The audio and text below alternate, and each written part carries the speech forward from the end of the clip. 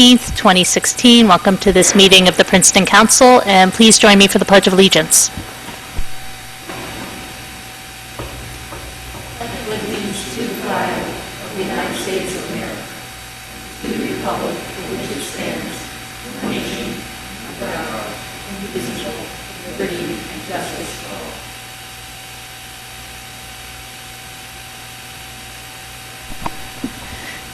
Okay, we will start tonight's meetings with announcements, and I'd like to ask Ms. Howard if she has any announcements. Ms. Krummeler? Mr. Miller, any announcements tonight? Mr. Liverman? Okay. I feel like I have some announcements. Maybe these are reports. I'll save them for reports. And all right, so now we will turn to our presentation for this evening, and very pleased to welcome Courtney Mercer, who's here from the American Planning Association. And for those of you who hadn't heard, Nassau Street was named the People's Choice for the American Planning Association's Great Places of 2016, and it's a huge honor for us. We're really excited to have you here with us today. And my understanding, there were a lot of votes. It wasn't that we were the only ones who were plugging it in.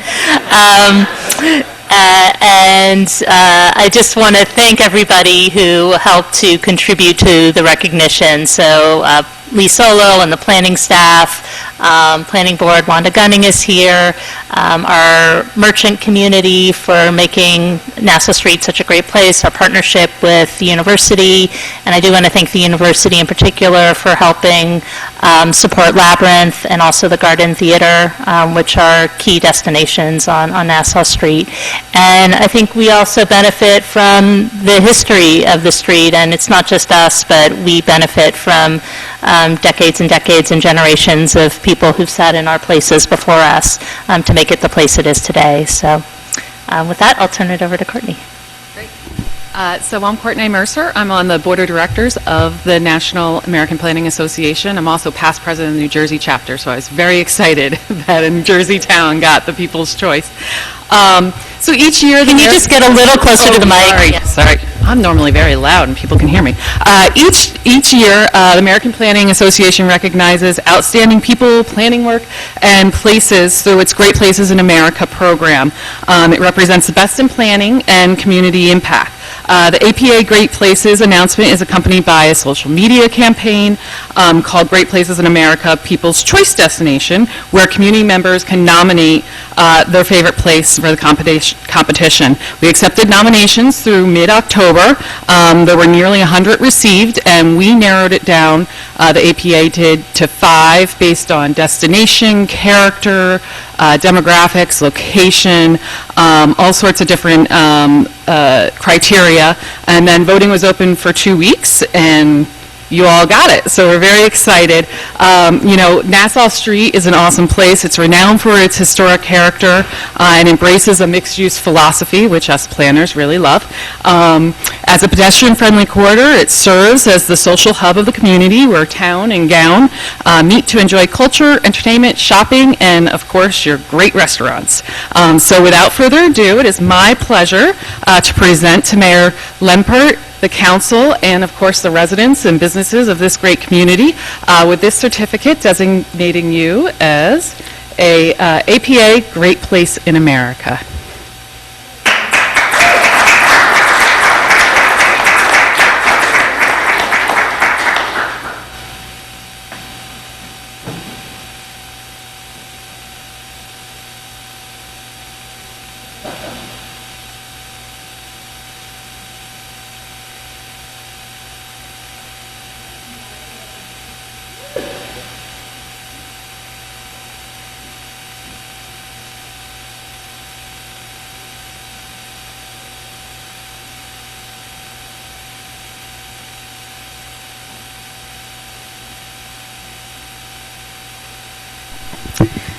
Okay, and this is actually a well-timed proclamation.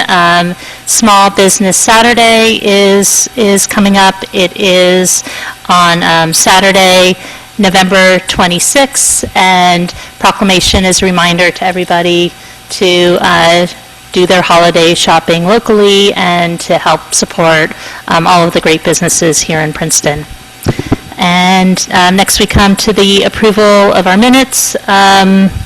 We'll start with June 27, 2016. I'll move those. Moved by Ms. Howard. Is there a second? Seconded by Mr. Miller. Any corrections or comments? All in favor? Aye. Any opposed? Passed unanimously. Next is the meeting of July 11th, 2016 minutes. Is there a motion to approve? So moved. Moved by Ms. Howard. Second. Seconded by Mr. Liverman. Any corrections or comments? All in favor? Aye. Any opposed? Those passed unanimously. And finally, the minutes from July 25th, 2016. Is there a motion to approve? So moved. Moved by Mr. Liverman. Second. And seconded by Ms. Howard. July 25th, Jenny and I were both absent. Okay. Ask them. Patrick's gone. I think so, because we still have 3 votes, right? There's Heather, Bernie, and Lance can vote. Is that all right to pass them? Yep, okay. All right, so all in favor? Aye. Aye. With 2 noted abstentions. Okay, and those pass too. And next we come to comments from the public for items not already on the agenda. Is there anybody here who'd like to speak for anything that's not already on the agenda? Mr. Newland. And even though we know who you are, you should identify yourself for the Thank you. Leighton Newland, 230 Birch Avenue. Thank you, Mayor, Council. It's always an honor to appear before you, and I thank you all for your great efforts on behalf of our community. On Saturday, at the Witherspoon Presbyterian Church, we had a meeting to discuss, among other things, the Mary Moss Playground. As you know, the playground is undergoing a redesign, redevelopment, schematic, and for purposes of background, I want to say how important, as you've probably all read in my emails and notes, the Mary Moss Playground is to the Witherspoon-Jackson community, which is now the 20th Historic District in Princeton. It is not unfair for me to label it as sacred ground. Paul Robeson is a native son of Princeton, but I would submit to you that he, nor his home, has the love, the respect, and the grandeur of the Mary Moss Playground. It was erected in the 1940s and was the only place where young African-American children could swim at that time during a Jim Crow Princeton. Not to spend a lot of time on Jim Crow or Jim Crowism, the importance of this playground magnifies the African-American experience, not only in Princeton, but in the history of the United States of America. And if I would just allude to one thing, rather than get into the minutiae and the details of the designs, schematics, and the proposals and the changes that the community, which in well-attended meetings has undergone and asked for, let me zero in on the corner entrance. Now that we have designated the Witherspoon-Jackson community as a historic community, keep in mind that history is regarding streetscape and landscape. And what has been proposed is a third entrance. As grand as a third entrance is, it runs counterclockwise. It takes away the integrity and the continuity of the history of the playground. It has never had a corner entrance. Why not make the 2 entrances that have always been there the grand entrances? This is important because to even entertain not listening to the community when they have made it crystal clear, and I would also like to interject and thank the mayor for being at the meeting and hearing the comments, Council President Lance Liverman for being at the meeting, listening to the comments, Councilman-elect Tim Quinn for being there, listening to the comments, Wanda Gunning, Planning Board Chair, listening to the comments, and Elizabeth Kim being there and listening to the comments. People in the community do not want the corner entrance. Among other things, even with the traffic calming device, it is dangerous. And that was heard repeatedly by not only a lady who worked with the nursery school, but also a former employee of Princeton who changed the entrance at the Barbara Sigmund Park for the same dangerous reasons. Now, Lance Liverman was there, Mayor Lampert were there, all the people I've mentioned that are community and municipal stakeholders were there, and they heard what I am telling you now. And all the money in the world, I submit to you, should a child get hit by a car going across John Street and/or Lytle Street, is not going to bring a child back. It's dangerous, and I would ask you, just with regard to the corner entrance, to ask the Recreation Department, please, the plea is to bring everyone back to the table, even if the time frame and the timeline have to be pushed back. Our interest, your interest, the Recreation Department's interest is to have, for generations to come, the very best functional, aesthetic quality, safest playground that we can have in a historic community, in a historic town. Nothing is more important than to get this right.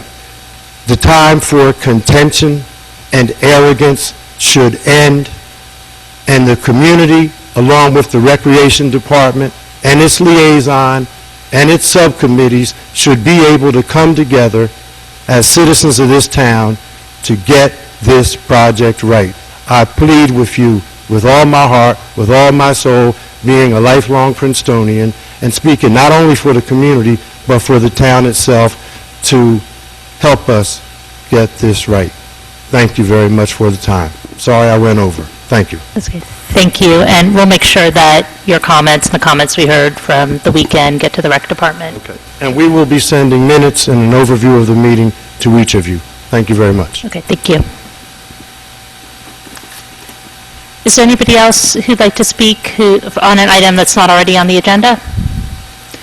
Okay, seeing none, we'll move on to reports, and I'd like to welcome up Sandy Webb, our CFO, to go through the revenue and expenditure report for the third quarter, ending September 30th. Thank you. Well, let me start with the revenues. We talked a little bit about this in CFAT this morning. They didn't have it before time, so we didn't have a whole lot of dialogue, but I know Bernie had some concerns that I think I'm going to hopefully be able to address. The only revenue that I'm really concerned about right now are the municipal court fines. We struggled with this revenue last year. We cut it a little bit. We thought with the added staff that we would bring this revenue back up, and we still have a vacancy for a part-time parking enforcement, and we just had a resignation. So I'd be shocked if this revenue hits its mark. I think it's going to be maybe $20,000 or $30,000 short. But looking through this through September 30th, and then I looked at it again through today's date, that's really the only revenue that causes me any concern out of all of the current fund revenues, affordable housing, and also parking. So that's really the only one that I'm a little nervous about. There was a letter in Town Topics, I don't know if staff saw it, written by somebody who had gotten a ticket at the Griggs Corner lot that's now under the management of Palmer Square, but complaining about the meters there and saying that they ended up not, they only had to pay court costs but not the fine of the ticket because of issues with the meter, and I just want to make sure that was on our radar and that somebody would reach out to Palmer Square to figure out what's going on with the technology there, because even though Palmer Square is managing it, we're providing the enforcement, and we just want to make sure that we're able to do that effectively. I believe I commented on those meters at our last meeting, and they're not user-friendly. They're not the same as the other meters, and I really wonder why we are enforcing the timing on those meters, overtime on the meters for Palmer Square. Well, we get the revenue from any tickets we issue. But they're not the same as the other meters in town. You don't get the same overtime privilege on the meters, and they're very clunky to use. that was, I believe that was the issue in the letter, is that the town meters have an extra 10-minute grace period, and the Palmer Square meters don't, and I can forward you the letter if you didn't see it, but it'd be worth following up on. And just so council know, there will be a ordinance concerning this arrangement at the 28th meeting, and I'm not sure if some of those issues could be addressed through that. Yeah, I'll have to see. The ordinance doesn't get down to the level of, what types of meters. It does specify that, as Palmer Square is doing now, they can set the rates and the durations, and we're just providing enforcement, basically. I would just, maybe there can be some provision in there where if the meter is broken, and that the responsibility then doesn't just fall on the town, that it's assumed by Palmer Square. And I would also add that the timing and grace period, the grace period should be the same. Right? Since we're enforcing it, we want to have the same level of... Yeah, I agree with you. It's unfair to the people who use the meters. The bulk of the meters in the town have a 10-minute grace period, and these meters have no grace period.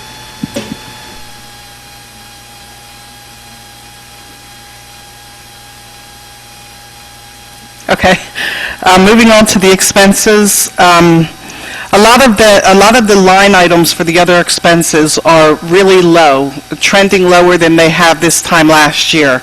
So this afternoon, after we had Finance Committee, I went back and I looked where a lot of these departments are through today's date, and a lot of them picked back up on their spending where I had indicated that the spending occurs in the fourth quarter. A lot of it really does. So I was a little, happy that it wasn't just a fluke that these things were, our departments were not spending their budgets. So there's really not any surprises in here. Mark and I talked a little bit about the budget going forward for 2017, where departments have asked for increases, and certainly we're going to, take a hard look at the departments that are not spending what they've asked for the prior year if they've received an increase, and again are asking for more money again this year. So I think moving forward, the practice of going through these reports every quarter will help as we work on the 2017 budget. There were two items, Sandy, that I, in particular, would appreciate a comment on from you. And one is, two items that I appreciate a comment on from you. One is the software, which is underspent through 3 quarters by about $100,000. And the other is the condo reimbursement account, which is underspent by about $250,000 with a note that it will be billed next year. Okay, well, I'll take a stab at the IT. When I went back and looked, the contracts expire throughout the course of the year. It's not that January 1st we're re-upping for all of our software maintenance contracts. So because they continue throughout the year, the expirations continue throughout the year. They could be October, they could be November, they could be March. So again, this is one of the ones that was on the radar looking at the 2017 budget that Mark is going to also address. And Bob McQueen provides for us when he does his budget. He provides a listing of all the software and where he comes up with that number. So we're going to take that list from last year, go back and see, were we really way off or did some things change throughout the year? I'm suspecting that could be part of it as well, that he didn't need some of the software that he had originally thought that he needed. In terms of the condo reimbursement, we budgeted in 2016 for what we'll pay out next year. When we paid all those condo reimbursements this year, it got charged to the 2015 budget because that's really the year that it applies for. So next year, you'll see this appropriation will be spent probably about the same time of the year as it was this year. Effectively, there's a 1-year lag in That's that. correct. Okay, thank you. Are there any other questions? Nope. Okay. Okay, Thank you very thank you. much. Yeah, the quarterly reports Yes. are very helpful, right? Helps avoid any surprises.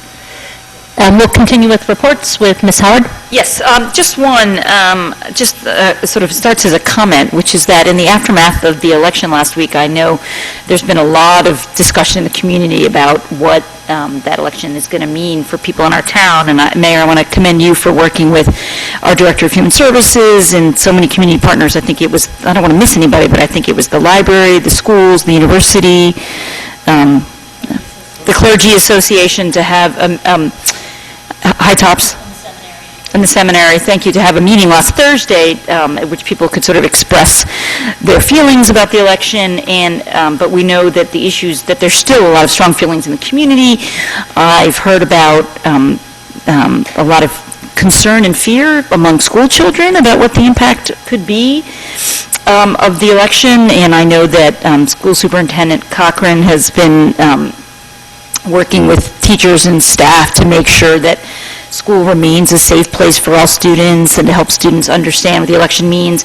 And everybody on council knows, but I sort of want to share this with the public, that I think it behooves us to make a statement to continue on what you started last week. As you look around the country, a number of mayors and elected bodies have issued statements reaffirming our commitment to inclusion and justice and standing with all members of our community, some of whom may be very, very worried about how things may change and may impact them. So I had sent around and gave everybody a copy of a statement that I'm hoping we can issue tomorrow.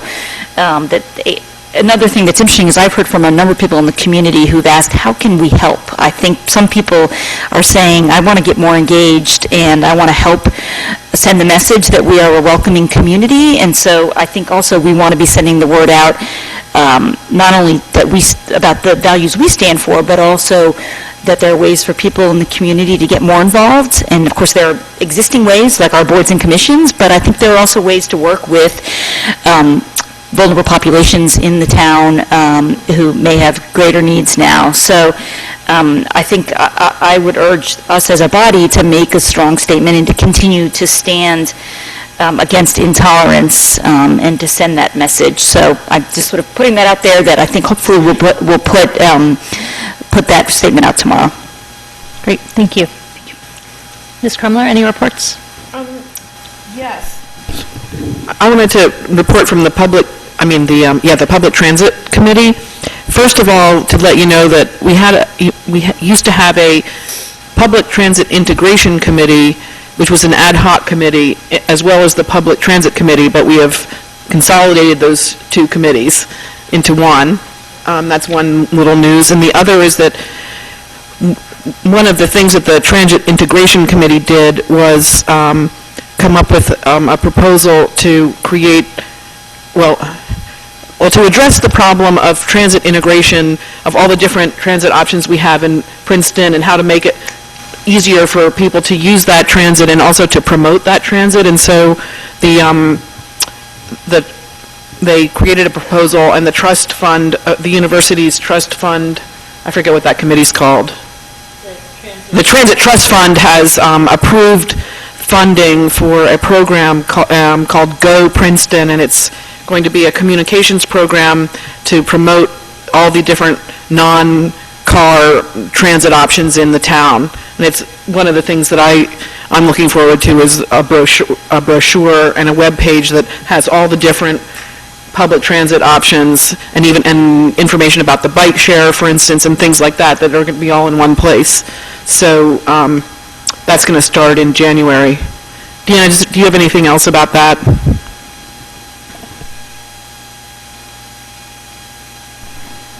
Thank you.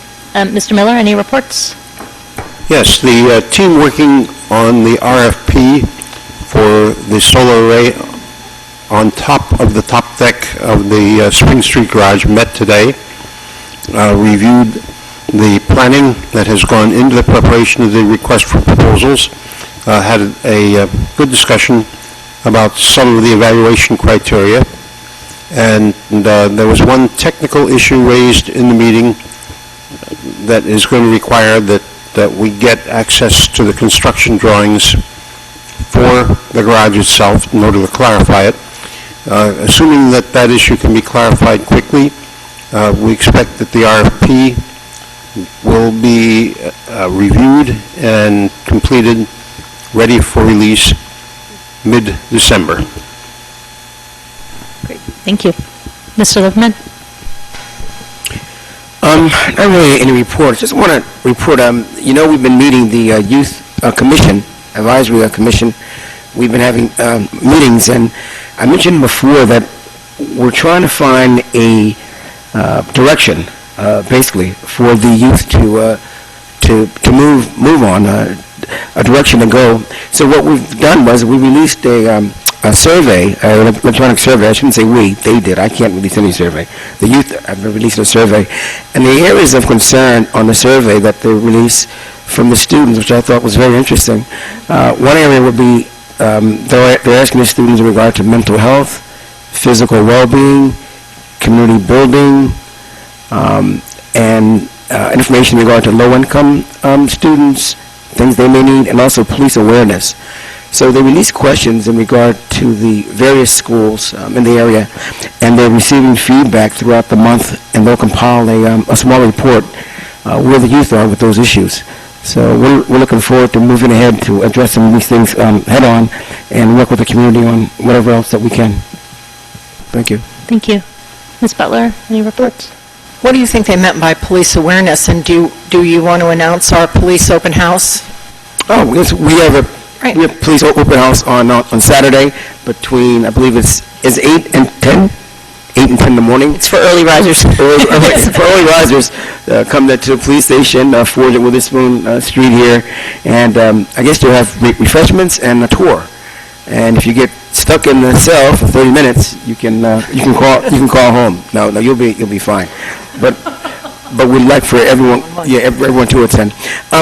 Police awareness is that some of the youth recognized and had relationships with various officers, and other ones have never met a police officer in their entire life. And they felt that with everything going on, that they should at least meet a police officer. So we've been doing more things with the community policing and so forth to get the police involved more and more with youth. And this is one area that they want to see that they can tackle. It can be like an open house with the police and the kids. Yeah. Set their alarm. Come on in. You're finished? I'm done. Yep. Well, I'm sorry Mr. Newland hopped out of here, because this afternoon we had yet another Mary Moss Park Subcommittee meeting, and we have nearly the final schematic from our consultant, and so we were going over all of our choices for various materials, etc. And the feedback had gotten to us before this afternoon and before our meeting about the third entrance. This isn't a new issue that he's raised at all, but we did discuss it again, and we have discussed it with our consultant. And the reality is that saying that it's dangerous doesn't make it so.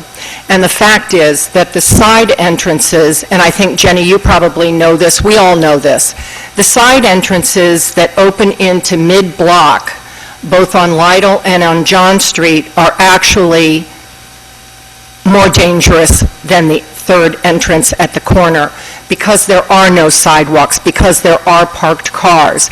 And if children were somehow to unlock the gate and dash out of our darling park madly into the street, the fact is they would be dashing out in between parked cars in a mid-block, and that's much more dangerous. The third entrance actually puts people out onto a crosswalk. We have a big effort underway, a public safety effort underway to move people to the crosswalk. I don't know if you want to talk about that at all, Deanna, but this third entrance actually complies with that effort to get people to use the crosswalk, where the side entrances would encourage mid-block crossing, which we don't want. And so, history aside, the fact is, I think all of us would put safety ahead of that, and that's what safety, that's what our consultant suggests, that's what Deanna knows to be true from her work on street safety. So it's not that we haven't heard this, we've listened, we know of this, but I also want to say that our concept design has been approved by the subcommittee, by the Rec Commission, it was approved here by this body, it was approved by the Planning Board, and we moved forward spending a lot of our consultants, a lot of our money with our consultant on the basis of that plan being approved. And if, at this point, we want to go back and somehow abandon that, I mean, we'd be setting quite the precedent, I think, but it would also mean we'd be back to the drawing board with the consultant, and we would need approval to basically restart that $90,000 I mean, we'd need another new contract. We're almost finished. And, you know, nothing's more important than children's safety, but what he's saying just simply isn't correct. And so it would also mean that there would be no park next summer. I mean, we're about, Deanna, you can speak to that, we're about to tear out some of the existing framework, the pool, the Housing Authority shed, house. You know, we're going to protect the old playground, the existing playground, but the rest of it's going to be gone. So I think the plan was to come for rec to bring the Mary Moss Park sort of last concept to the council again, you know, just for a discussion. I don't think it really is approval, but we would then have the bid documents ready. So there would be no park next summer. We can do it, but those are the options. And, you know, Deanna, I don't know, did you talk to Charlie with Ben, or did you hear that conversation? It's not that we haven't heard them. We just don't agree. So. Yeah. Thank you. I think that someone mentioned that there could be gates. There is a gate. I mean, unlocked. That we could just lock it? I mean, Yeah, that's what I'm saying. We don't want to lock it. We don't think it's the safest way I understand. for the entrance to the park. There is a gate. But, I mean, right, it seems like it's a flexible, we can put it in, and if is the reason that people don't want it because they don't want people using it, or is it because? I think what I heard at the meeting was that there was a concern about the number. I heard I think it was less the location of it than the fact that if you're managing two little kids and even one little kid who's rambunctious, but let's just say it's two little kids, I mean, the park is for toddlers, that if there's three ways for them to get out, it's just more difficult to manage as a caregiver than if there's two entrances. So I think you were there too, that's what I was hearing from the meeting, that was Yes. part of the concern. Well, it's much easier to get rid of either the entrance on John or on Lytle, so let us know, because those are easy to get rid of. Yeah, I agree that We wouldn't have to redesign the park to get rid of one of those entrances. So if it's the number, let us know. Yeah, I mean, I think that, and this is what we mentioned at the meeting, I think that and I know that they've been talking, you guys have been meeting, and you guys have been meeting on and on and on, and we definitely appreciate the meetings. I know, but I think that there was a list of things, and we've boiled everything down to just basically one main item, I guess, and that's the entrance. And I know that for us, it's the safest. I know Deanna has mentioned that before. It's probably the safest. And maybe if we can explain somehow that why it's the safest route, and if we can make sure that we understand all the safety items that we're going to put up. I know we're speaking of raising the street, you know, traffic calming item. If we can have some flashing lights or something there. I mean, there's ways that there's a way that maybe we can. Well, I'm just saying maybe there's a way that we could try to work it out though, so that works for both parties. I mean, I think that the community is just in their mind that if that gate's open and it's there and you have three places to exit, it's going to be very difficult for a parent or anyone to keep track. I mean, This park is going to be so darling, children are never going to want to leave.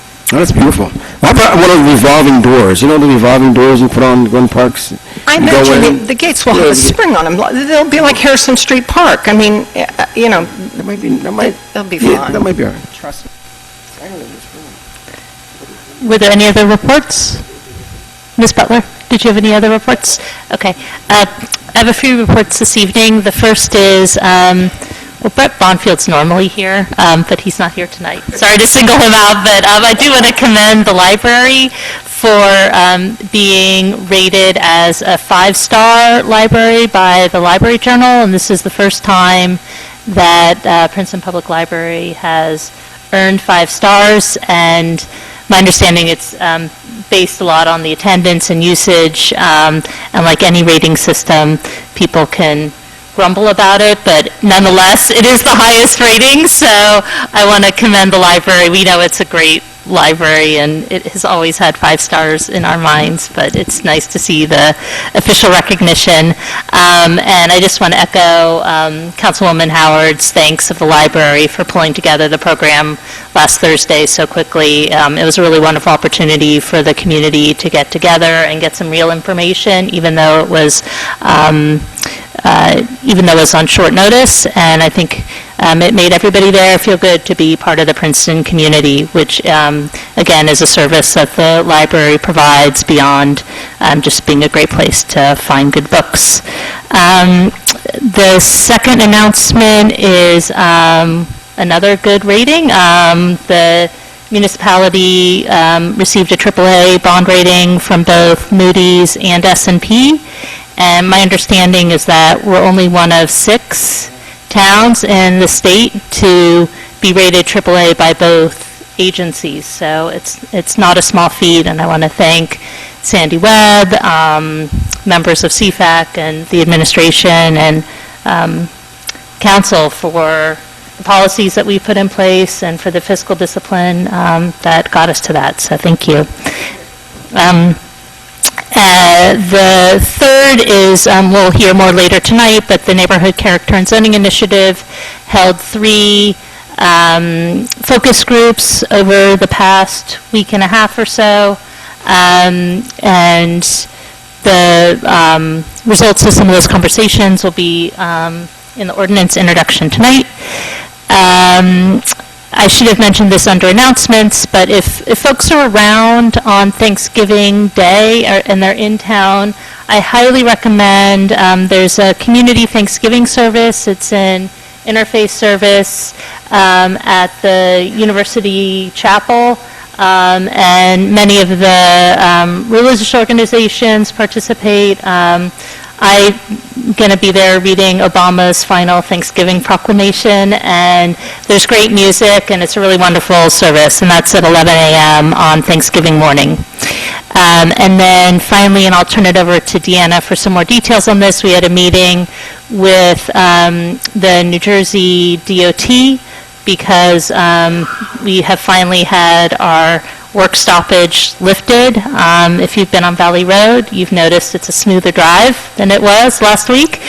And also, they came to meet with us about the 206 bridges and the work that will soon be commencing there. So with that, I'll hand it over to Deanna. Thank you, Mayor. Yes, good news with the lifting of the executive order. Valley Road has received its base layer of pavement, and we will leave it in that condition until next spring when we'll come back and put the top 2 inches of pavement on. There will be temporary paint striping that's put in to delineate the lines and put in the stop bars and crosswalks on the roadway in the next week or so as the contractor's schedule permits. They completed driveways or working on driveways today and tomorrow, so great progress was made out there. The mayor also had mentioned the meeting on the 206 Bridges project, and DOT is looking to move ahead to put the project out to bid in December and award by February. But what they have a couple of planned areas of planned times of closure of the roadway. They're anticipating 2 weeks in January to do overnight work, where they would close 206 overnight for a period of 2 weeks to relocate overhead utility poles. But then the bulk of the work will not take place until June 30th, and they're anticipating a 4-month shutdown from June 30th to October 28th of 2017. And so we've been reviewing their detour plan and looking to provide comments back to them this week. But one of the good benefits of this project, if you want to say that, is that we are finally making progress on removing the inaccurate county designation from Princeton Pike, Mercer Road, Mercer Street. We've finally gotten an ear at DOT to make that happen. They're going to be removing the county route designation plaques from 95 to 95, which will start the process of lessening our truck traffic that ends up on Mercer, which has a 4-ton weight limit. So we're very pleased about that. But we'll be coming back to council in the next month or so with another resolution similar to what we did earlier this spring, which would allow for 16-hour work days within that 4-month period. It'd be a 6 a.m. to 11 p.m. 2 work shifts within that time. So we'll bring that resolution to council at one of the next meetings. So those are DOT projects. We have on Monday the 21st, we have a neighborhood design meeting for the Harrison Street traffic signal replacement projects. This is our 2014 Safe Routes to School money, which is going to replace the traffic signal at Harrison and Franklin and Harrison and Hamilton. Both of those signals lack pedestrian push buttons and the walk and don't walk signs, so that's part of what this project will do to improve those intersections. On Tuesday, the 22nd at 7 p.m., we have the Nassau Streetscape meeting. After the council presentation, we had the discussion about getting community feedback before the end of the year to be able to wrap that project up, so we were able to schedule this meeting on the 22nd. Let's see, Great Road and Mountain Avenue, the traffic signal has been under construction at that intersection.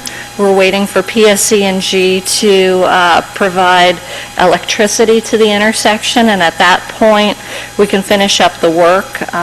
We've been working with our traffic engineer as well as the police to figure out what variable message boards and what sequence of turning on the traffic signal is necessary. And so once we have power and the signal is ready to be operational, we'll put variable message boards in place that indicate the change and when the signal will go live. We'll have a period of 3 days where the traffic signal will just be in a flash mode, so it'll be operating still as a stop for mountain traffic, but it'll be a yellow flash for Great Road for caution. And then after that 3 days, then it will cycle into its timing schedule. They have installed the base of the side path that will connect Mountain Avenue to 300 Elm Court. We had a missing link on the west side of Great Road of pedestrian and bike connectivity. So that is put in with just like the base stone, and we'll be back in the spring again on that to finalize paving. But that's a great missing link that we were able to put in place. As Councilman Butler indicated, I'm sorry, this is such a long update. I have this long list, but I'm almost done.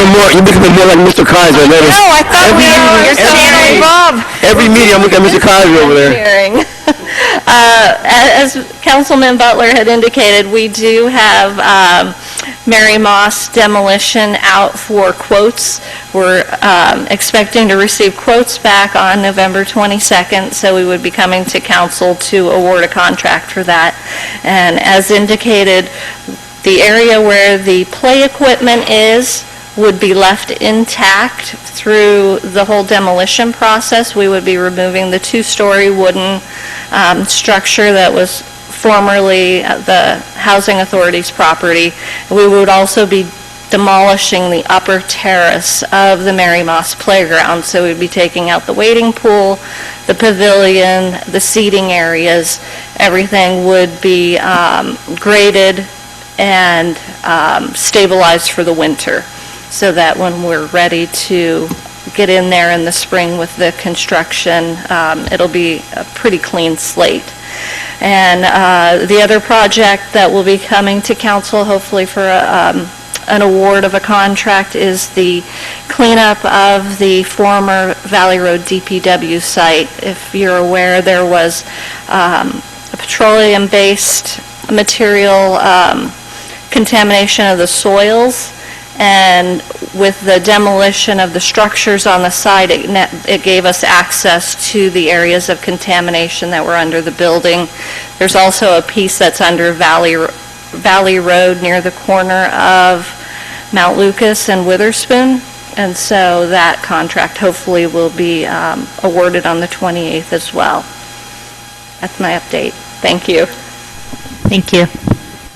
Mr. Shield? I just have one thing. Just want to talk a little bit about, just to the bond rating that we just received, and I want to highlight one piece of that bond rating, which is a credit both to council and to staff.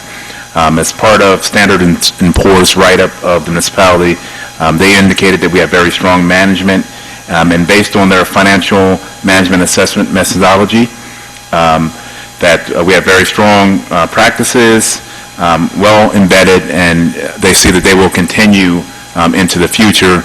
And that's something to be very proud about. And in particular, I wanted to highlight the fact that one of your goals for this year was the creation of the 5-year financial plan. They highlighted that as moving us from the good category to a very strong category. That's great. Thank you. Are there any other staff reports? Okay. Mayor? Yes, Mr. Shield? If I could, I was just wondering if it's possible we could move some of the staff. Yeah, I was going to see if we can move all of the resolutions and take them now. I do want to let council know that we're going to be delaying the work session because Mr. Hillier wasn't able to make it to tonight's meeting, and so we'll hold that either for the 28th or for a future meeting. I know there's some folks here for the ordinance introductions, but given that might be a longer discussion, if we can go through the resolutions and relieve some of the staff here so they can go home. And I think we can get through that fairly quickly, and then we'll go back to the introductions. So is there a motion to amend the agenda to move next to resolutions? Second. You did it. That was great. All right, so it's been moved by Mr. Miller and seconded by Mr. Liverman. All in favor for the revised agenda? Okay, that passes. So now we'll move to the first set of resolutions, which have to do with our deer management for... Okay. Your mic's not on. Mayor, I'll move all the next three resolutions, 16-311 through 16-313, which combined effectuate our 2016 to 2017 deer management program. I'll second that. Okay, so it's been moved by Ms. Howard, seconded by Mr. Miller. Any questions or comments? All in favor? Aye. Any opposed? I do just want to thank the Animal Committee for putting this together. And Trishka did. And yes. Yeoman's work. I Thank know. you, Trishka. It was only a couple minutes' work, so thank you for that.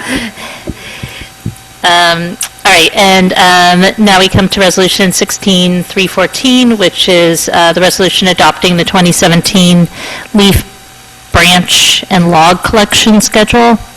So it's moved by Ms. Howard. And seconded by Mr. Liverman. Are there any comments or questions on the schedule for this year, or next year? Ms. Krummeler? At Public Works, we did talk about changing it slightly because we have a backup week. Bob, correct me if I'm not characterizing this correctly, but we always add a backup week at the end in December, and so, but this time we're going to explicitly say that on the schedule so that people can be reassured that if the leaves don't fall in the correct order, that according to our schedule, we can make it up.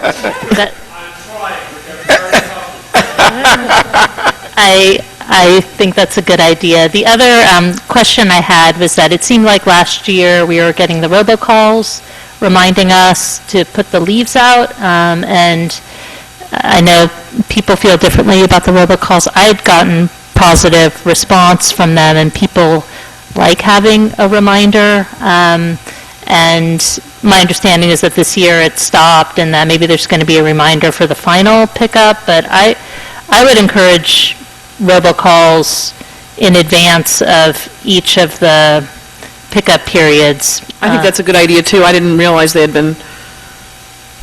And maybe we can have an opt-out, Stop. and maybe it's something for the IT committee if we have the ability to opt people out who don't like getting the messages. But my sense is more people like them than don't like them. What would the timing be on the robocall? I mean, because if people have a landscape service or they're hiring somebody, it can't be 24, 48 hours. You need... It's usually the week before and you have to get them out the week before the pickup, right? Or you can get them out a week before the pickup, but it gives you a week before that.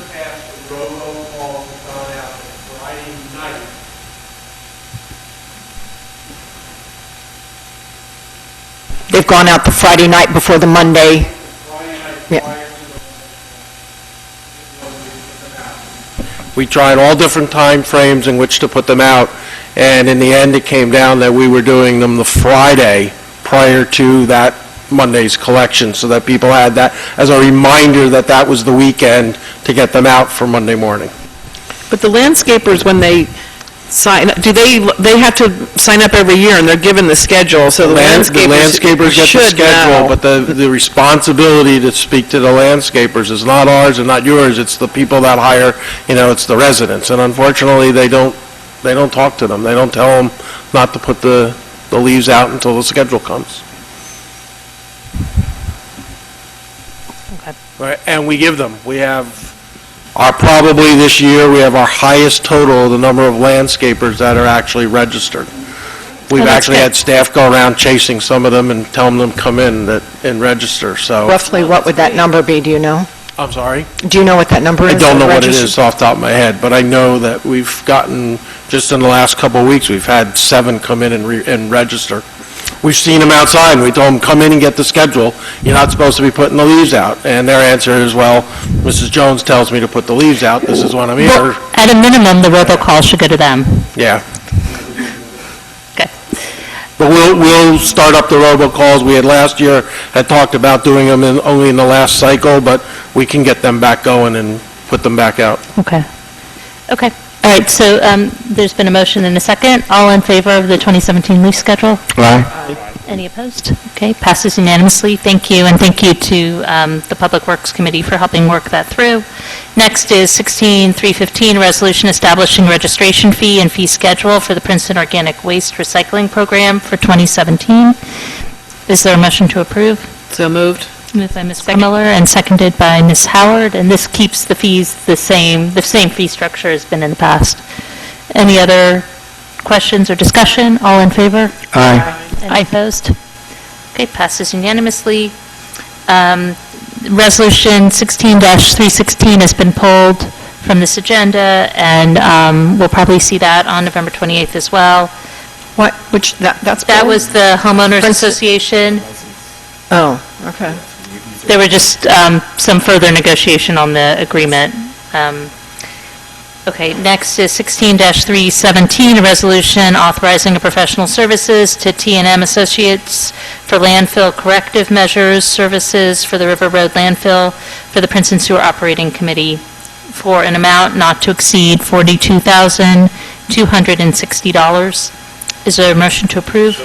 Second. It's moved by Mr. Miller and seconded by Ms. Butler. Any questions on this resolution or discussion? All in favor? Aye. Any opposed? Okay, resolution passes unanimously. Next is 16-318, approving change order number 1 in connection with purchase of Pierce Arrow XT 75-foot rear-mounted heavy-duty aerial ladder and Pierce Arrow XT triple combination pumper in the amount of $17,398.45, bringing the total not to exceed amount to $1,345,198.23.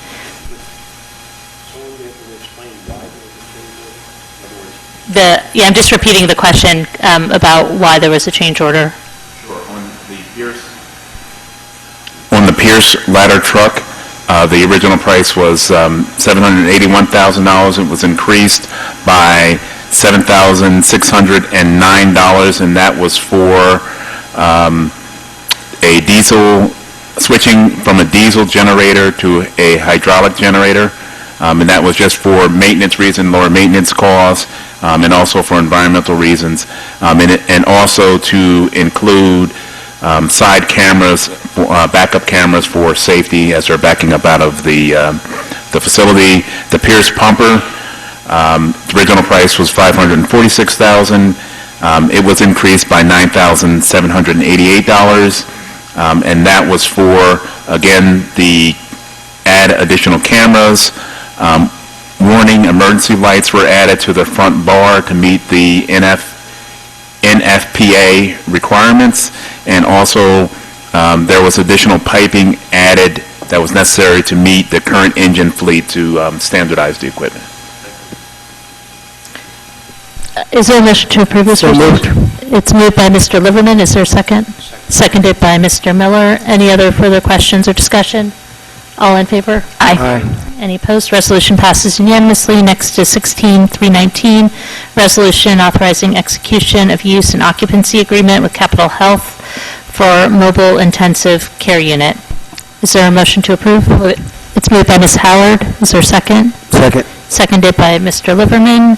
Are there any questions or discussion? No, but I'll point out that this is a very important agreement because it stations a Capital Health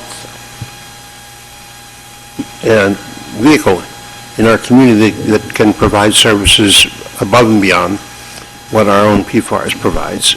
So I think that's right. It's important to clarify that this is complementary to what PFARS does. This is advanced life support, which especially things like cardiac services, and we're currently served by Capital, but what it's doing is it's giving them a base on this side of Route 1 so they'll be able to faster response times. Okay, great. Thank you. All in favor? Aye. Any opposed? Resolution passes unanimously. So now we're done with our resolutions, and we can go back to our ordinance introduction for this evening, which is 2016-42, an ordinance revising the Code of Princeton regarding the setback of porches and garages, amending the calculation of prevailing setback, amending floor area, and amending the Code of the Borough of Princeton, New Jersey, 1974, and the Code of the Township of Princeton, New Jersey, 1968. And I'd like to invite up Mr. Solo to walk us through some of the changes that are being recommended. Thank you, and good evening. We have a couple of members let me introduce. The Planning Board formed a...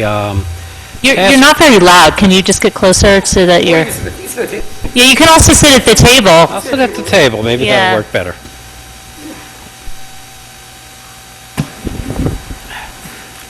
Does this mic pick me up okay? Okay, so this past spring, the Planning Board formed the Neighborhood Character and Zoning Initiative. The members of that come, 3 from the Planning Board, the Chair of the Planning Board, Wanda Gunning, who's here, the Vice Chair, Gail Ullman, and then the Chair of ZARC, our Zoning Amendment Review Committee, who's Tim Quinn, who's also here. And then we had 2 elected officials, the Mayor and Councilwoman Krummeller. This Neighborhood Character and Zoning Initiative is a community planning effort to address concerns raised by many residents about the impacts of home development activities on the character of their neighborhood. The goal of this initiative is to develop strategies, policies, guidelines, and regulations to shape future home construction activities so that the outcomes complement the traditional character and form of different neighborhoods.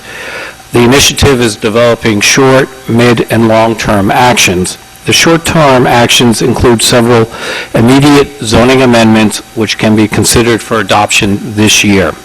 Additional short, mid, and long-term strategies will be developed for 2017 and may include additional zoning amendments, changes to the Princeton Community Master Plan, or new development guidelines.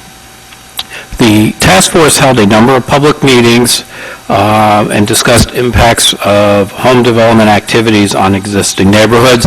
As the mayor had indicated just a few moments ago, it also held 3 focus group meetings to get input from various constituencies. Those 3 focus groups were with professionals. Mostly at the meeting were architects, real estate professionals, and attorneys. We invited and had a meeting with residents where we again focused in on their primary concerns. And then the 3rd focus group involved the boards and commissions that make up the municipal government, the Historic Preservation Committee, the Zoning Board, the Environmental Commission, Bike Safety, and a few other groups as well. During the public meetings and the focus group, we received a lot of comments. Most of them focused on the mass, the form, and streetscape in a neighborhood, as well as the overall neighborhood character. Many of the comments related specifically to development on smaller lots of a half acre or less, and you'll see as we get into the ordinance, some of the amendments just apply to those. A lot of people said that as you get into over an acre or 2 or 4 acre lot, many of the issues in terms of streetscape or the size of the home go away because the lot is so much bigger. During those meetings, there appeared to be consensus on moving forward with 4 topics. The ordinance before you amends the former borough and township land use code regarding porches, garages, front yard setback, and floor area. If there aren't any questions on the process that we've been using, what I'd like to do is just walk you through the ordinance section by section and explain a little bit of how that would work. Okay.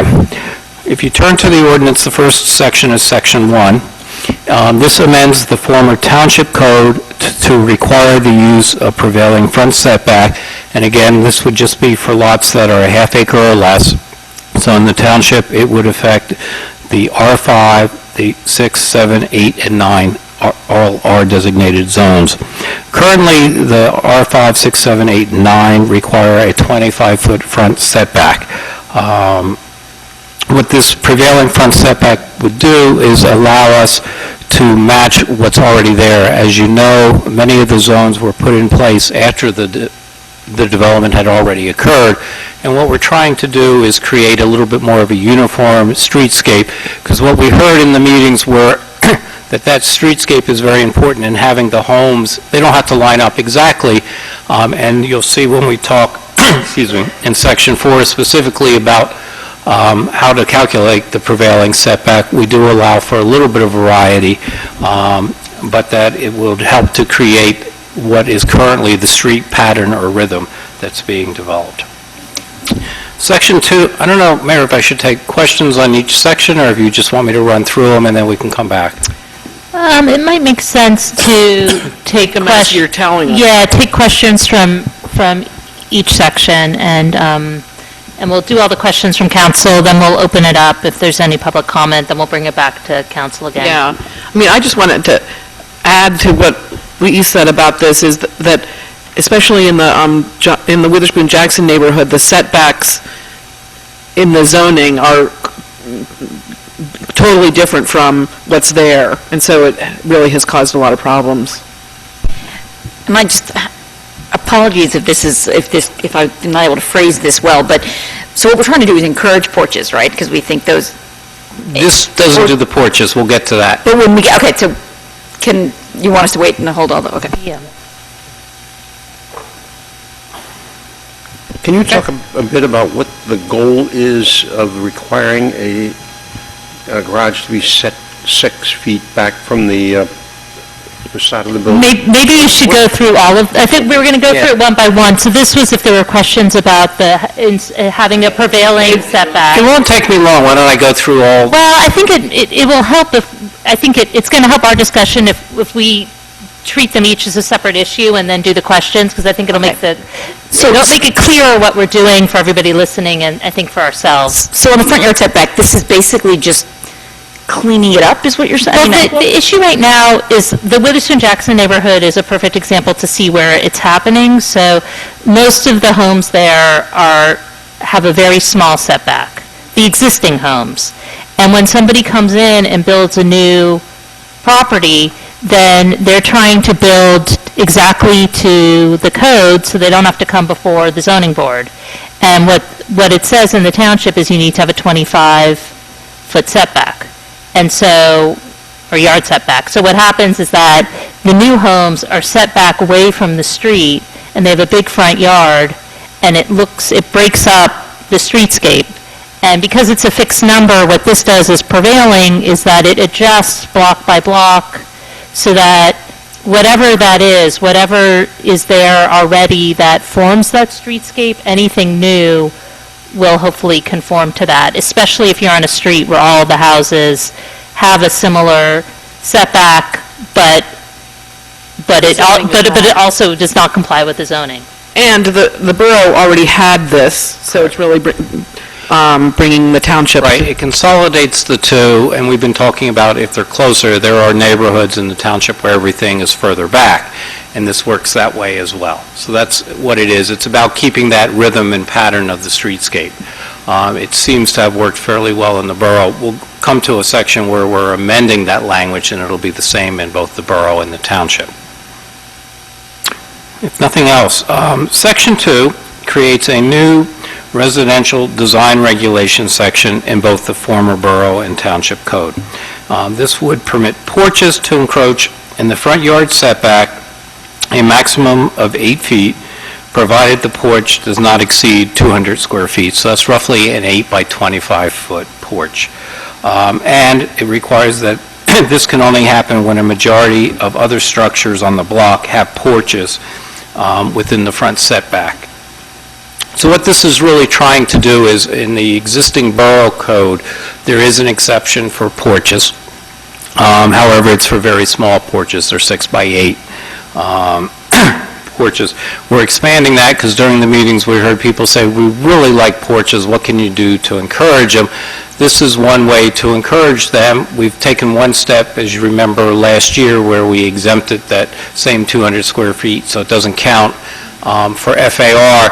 This would allow, again, the streetscape, there's that rhythm, that pattern of porches going into the setback, because that happened a lot, especially with the older homes. This would allow that, because people have been telling us, I'm not going to go to the zoning board for a variance, have a 3-month delay, and allow that. We also heard people say it shouldn't just be that front stoop or a small porch, so we're allowing it to be somewhat larger. So before you move on, so you're not worried that this is going to, so this is not inconsistent with what we just did on the setbacks? This is not going to allow people to go forward in a way that's jagged on a street? Correct. The setback there is measured from the building, so this allows a special exception. It doesn't happen a whole lot, but again, we heard over and over again, both at the public meetings and at the focus groups, can't we do something to get people to build porches? They used to always have them, and now they don't seem to. And when we looked at it, we thought maybe by allowing it to be an encroachment into the setback, that would be one way to do that. I did have a comment from one resident about, rather than saying a block, do we want to define that a little bit better? And when we talk about the prevailing setback, we use a distance of 500 feet in either direction. If you're concerned that the block is too nebulous a term, because there are some streets where you would have a very long block, we can refine that. So I just wanted to share with you the comments I've been receiving since this has been out. And then the other is... Well, can I ask a question about that? You know, Patrick's not here. I'm really having trouble finding my place in the agenda. But does anybody know what page we're on? Yeah, we're on page here. We're 74 on the... 74 on the... Really? On the number. Is block both sides of the street? When you talk about the block, the porches, I mean, are you really counting? Not normally. We would just do on one side, and I think when we get to the section on prevailing setback, it says on that side of the street. So, I mean, we can use the same language. If you look in section 4, it says on the same side of the street within 500 feet in either direction of the lot. So that would give you the specificity in terms of rather just saying a block, because you could have a block that's 200 feet, you could have one that's 1,000 feet or more. And hearing the comment, it seemed to make sense, and if we just take the same language that we use in that we're proposing to use in the prevailing setback. I think that clarifies it and probably makes it a little bit stronger. So instead of block, what would we say? We would say it would be porches which encroach in the front setback, wait a minute, I'm sorry, reading the wrong. 200 square feet, and the majority of the structures on the block have roof porches that encroach on the front setback area. We would read that to be that the majority of the structures on the same side of the street within 500 feet in either direction of the lot. So it's very clear, everybody knows the rule going in. Well, the only thing I don't know, are there some blocks that change? I mean, and so that might be, like if from one block to the next, so I'm not, if, you know what I mean? I'm trying to think about this because I can all imagine that we have a sense of where they belong and where they don't, and, whether this will capture those. I think it does. 500 feet is a typical block. If you think about... But what about if you're on the end of the block is what I'm saying? Because then, what if the houses on the next block are different? Like, I'm even thinking about Moore Street where I used to live. Well, we're going to go 500 feet. So it would then, if you're at the end of the block, you're going to go 500 feet either direction. And if you think about it, what that means is the smallest lots are maybe 30 feet wide. Most of the lots in the borough are between 30 and 70. In the western section, they get a little bit larger.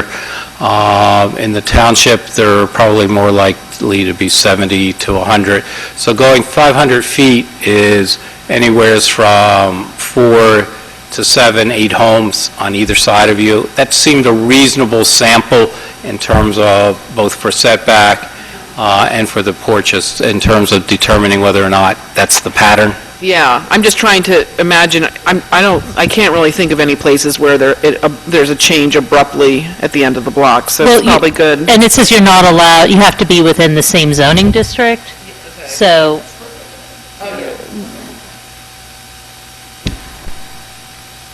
Okay, the second part of Section 2 is about garages, and in there we're requiring all front entry garages to be set back 6 feet from the facade of the dwelling. That's a new standard.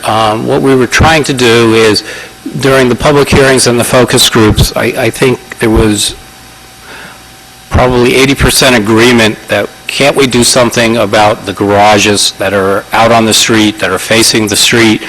It's a tough question, simply because almost everybody has a 1 or 2 car garage. It seemed that all the newer homes have a 2-car garage. And what seemed to be most objectionable, while I don't think we can eliminate having those garages, was that they're much more noticeable, less pedestrian friendly when they extend forward.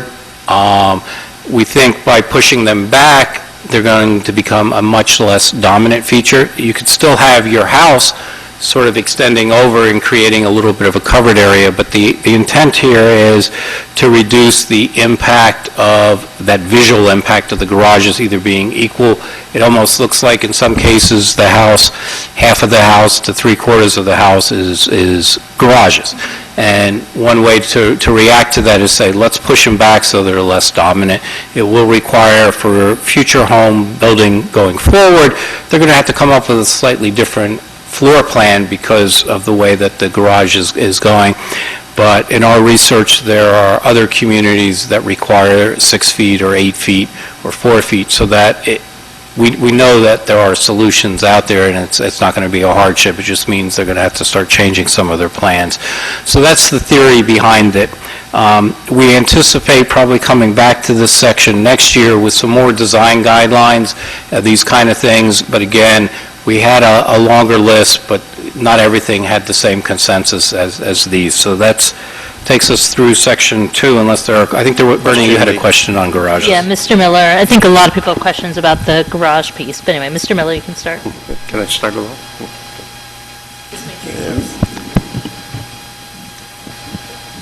You did explain what this is intended to accomplish. The section as written talks about front entry garages, and there are some garages where the entry is from the side. Is that covered someplace else? It is not, because again, if it's from the side, I'm sure with a certain lot configuration, they're visible, but there was not much we could really think to improve that. We almost went to looking at requiring side entry garages when the lot was wide enough to allow a car to swing in as one way to avoid seeing the garage. But we didn't have a good standard, or we couldn't come up with anything that would try to lessen that impact on the side entry. And candidly, most of the complaints were about the front entry garages and the fact that they were taking over the streetscape. Not so much, I mean, there's some concern with the garages adding to the bulk, the mass of the structure. But in terms of aesthetics or visual impact, I don't think we heard many comments from a side entry garage, other than a concern that you have the side entry garage, you have a lot of pavement on the side to allow for the swing and for some parking. But we didn't have a consensus or identify a need, at least aesthetically, to address side entry garages. And what about garages where the garage forms an L with the house behind it? And the entrance is a side entrance? Again, we wouldn't be regulating that. We don't see a lot of them, but there are a few. You're correct, and this would not address that. But they're not as bad. That's the, they're, because... Those are more visible They're than not- the typical side entry, but... They don't, say to you, you don't see the garage when you're walking down the street, and that, the whole issue is, what does it feel like when you're walking down the street to walk by a house with the garage is all you walk by?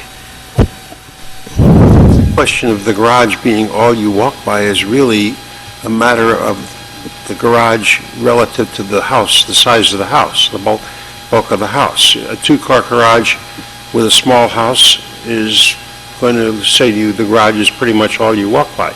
A two-car garage with a large house, it's not going to have the same impact, visual impact. I really wonder whether what we want is kind of a Levittown look where everything is set back to the same place. Wait, what?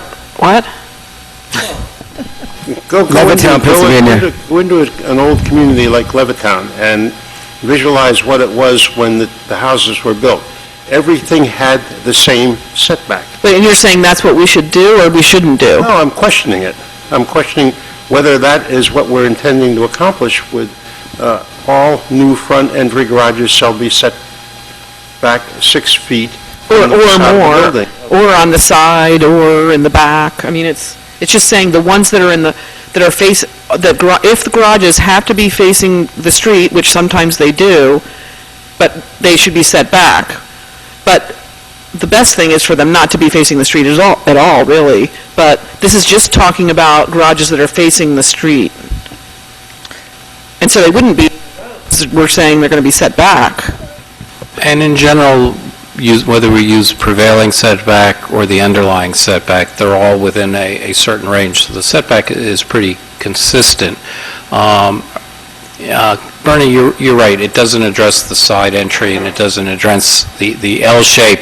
This was just one way to address that visual impact of the new home being constructed and the garage is out front. It takes away from the pedestrian feel and the neighborhood character. However, if you drive around town, the neighborhood character is garage doors facing the street. So we're trying to lessen that impact a little bit. Many of the older homes either didn't have a garage or only had a one-car garage. The newer homes almost all seem to have a two-car garage. Ms. Butler and then Ms. Howard. Well, when you drive around the town is full of split-level houses where the garage is out front. And so are you talking about, and sometimes then the front entrance is set back slightly, but it's different than what the newer homes being built have. So when you say that the garage needs to be set back, if it's a two-story house and the garage is under, one part of it, as they often are, and I guess that's a split Right. level. Is that? They'd have to cantilever over. They could still do that so that the Cantilever over. face of the house is all set back the same. It's just the garage is pushed back. If we could get some photographs of some things, and particularly solutions, this feels like it's going to be pretty hard to accomplish if you are building a newer home, if you want to build a contemporary home. I'd like to see some solutions that you've seen. I mean, I don't mind if it's flush. I understand this sticking out and not wanting to change the streetscape, but those side entrance garages, they disrupt the streetscape in terms of, if you're walking from a pedestrian point of view, the garage is way out, and it's very far from the porch. Yeah. I mean, other towns have done it, and so maybe we could cite some other towns that have done it and On a small lot, 6 feet's a lot. It is. What I would suggest we do then is, because of the timing, this has to go to the planning board and then come back to you all before the end of the year, that we can put it off for next year. And if you want, we'll just strike in section 2, number 2, the garage section. I might propose another way to go. If people are concerned about the setback, maybe we say it can't come forward from the front facade of the house. Like that, I would hate it if we missed an opportunity to do something, because I feel like that's what I hear from so many people in the community, is That works. aggressive I thought you garages. wanted much more detail, but you could just simply change it to that all new front entry garages shall be flush or set back from the facade of the main dwelling unit. So then Bernie can reintroduce Levittown. I don't, I don't know if that helps to address your concern or not. well, it sort of does, but but if 6 feet back is the better solution, I'd rather have the better solution, but I just can't picture it without.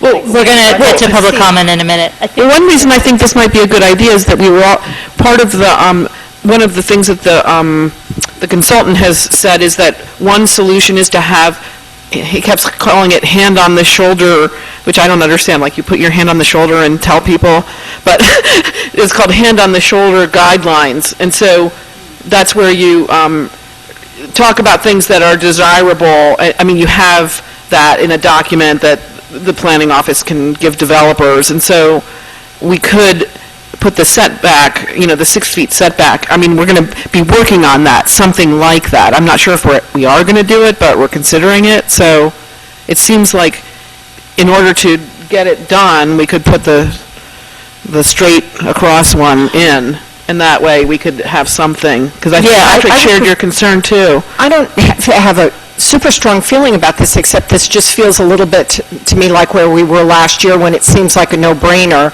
and we do it at the end of the year, and then it turns up a lot of unintended consequences, and people are upset. So, I don't know. Otherwise, I feel... Yeah. I mean, we have had, we've had a lot of meetings on it, so I understand. From the comments we heard, I think they were two types of comments. One was, everybody hated when the garage is forward. Yeah. And you all know some Agreed. of those examples. They were called snout houses or garage first. And they said, can't we do something to make certain that never happens again? The answer is yes. We could go with whether it's flush or setback or 6 feet. The second part of the comment, or the other type of comments that we heard were, can't we do something to reduce the dominance of garages in the design of some of these new homes? And we took that to mean push that garage back. I think people would rather see it as a detached garage in the rear. That's not going to happen. We tried incentivizing that by saying you don't have to count it against your FAR. If you put it in the back, nobody was doing it. So the 6 feet really came from, after a research of the literature, saying, what do other towns do? They require them to be set back. I understand your concern in saying, can you show me what that looks like and how it, I don't have one today, and it's going to take me a little while to find something. I think a reasonable alternative is to say at least flush or set back. That's really the pattern of probably 80% of the homes. They are flush. They're still dominant feature because they're so big. You're getting 24 feet of garage door facing the street and maybe 20 or 24 feet or something like that of the house. Well, that is a little bit of my question, I guess I was trying to get at. When you drive around town, you see a lot of the split levels, so when you say it can't stick out more than any part of the house, I mean, as Bernie said, we don't want all the houses to have to be perfectly flush. Right, that's where you would have flush or set back, so that you would not allow the garage to come forward. Because some of them come forward 8 feet, some come forward 2 feet, some are flush or slightly recessed. So there are a variety, but in terms of reducing the visual impacts and the appearance of the dominance of the garage and car parking, keeping it flush or pushing it back seem the best alternatives. So, yeah, I mean, I think that's the right solution now, since this is part of our Move Quickly package, and as part of our longer range, we can explore others. I mean, like Joe, I'd like to see it, but I don't want to hold it up, and I think that would be progress. So I would recommend we just amend now so that we can get it done before the end of the year. We would go with flush or set back. yeah. We can come back at another time. We're going to come back hopefully with a series of amendments next year, and we can revisit this issue. Great. Yeah, and I will, just as a last word on that, the consultant did have pictures of what it looked like when, just to take a step back and talk about, because Jenny and I have been at a million of these meetings, but one of the concepts that stuck with me in a way to sort of think about what we're trying to do here is that I think this is part of a new sort of theory of planning, that homes should have, in addition to obviously being private property and homes for families and individuals, that they should have a gift to the street. And that's what makes it a walkable community, and that's what creates the streetscape. So some of what we're trying to do here is to put into our ordinances things that will help homes have that gift to the street. And the garages, we've heard over and over again, are the salient thing that are making it so that the front door, instead of having the front entrance be the thing that catches your eye and that welcomes you in, it's the garage. And that just sends a very different message about the kind of community we're in. So are you recommending that we stick, I mean, I'm willing to support No, I that. mean, I think it's, I mean, there are pictures, a lot of the stuff has come from, we're looking at other communities, we're looking at best practices. I mean, I think if we look at the pictures, and, we did get an email, and if you look around town, there are a lot that are flush. So, I think there's other things that we might want to come back at with that, and to help de-emphasize the garage, even if it is flush. I did have one question, though, about what new meant. So, my computer just went to sleep, so I got to call it back up.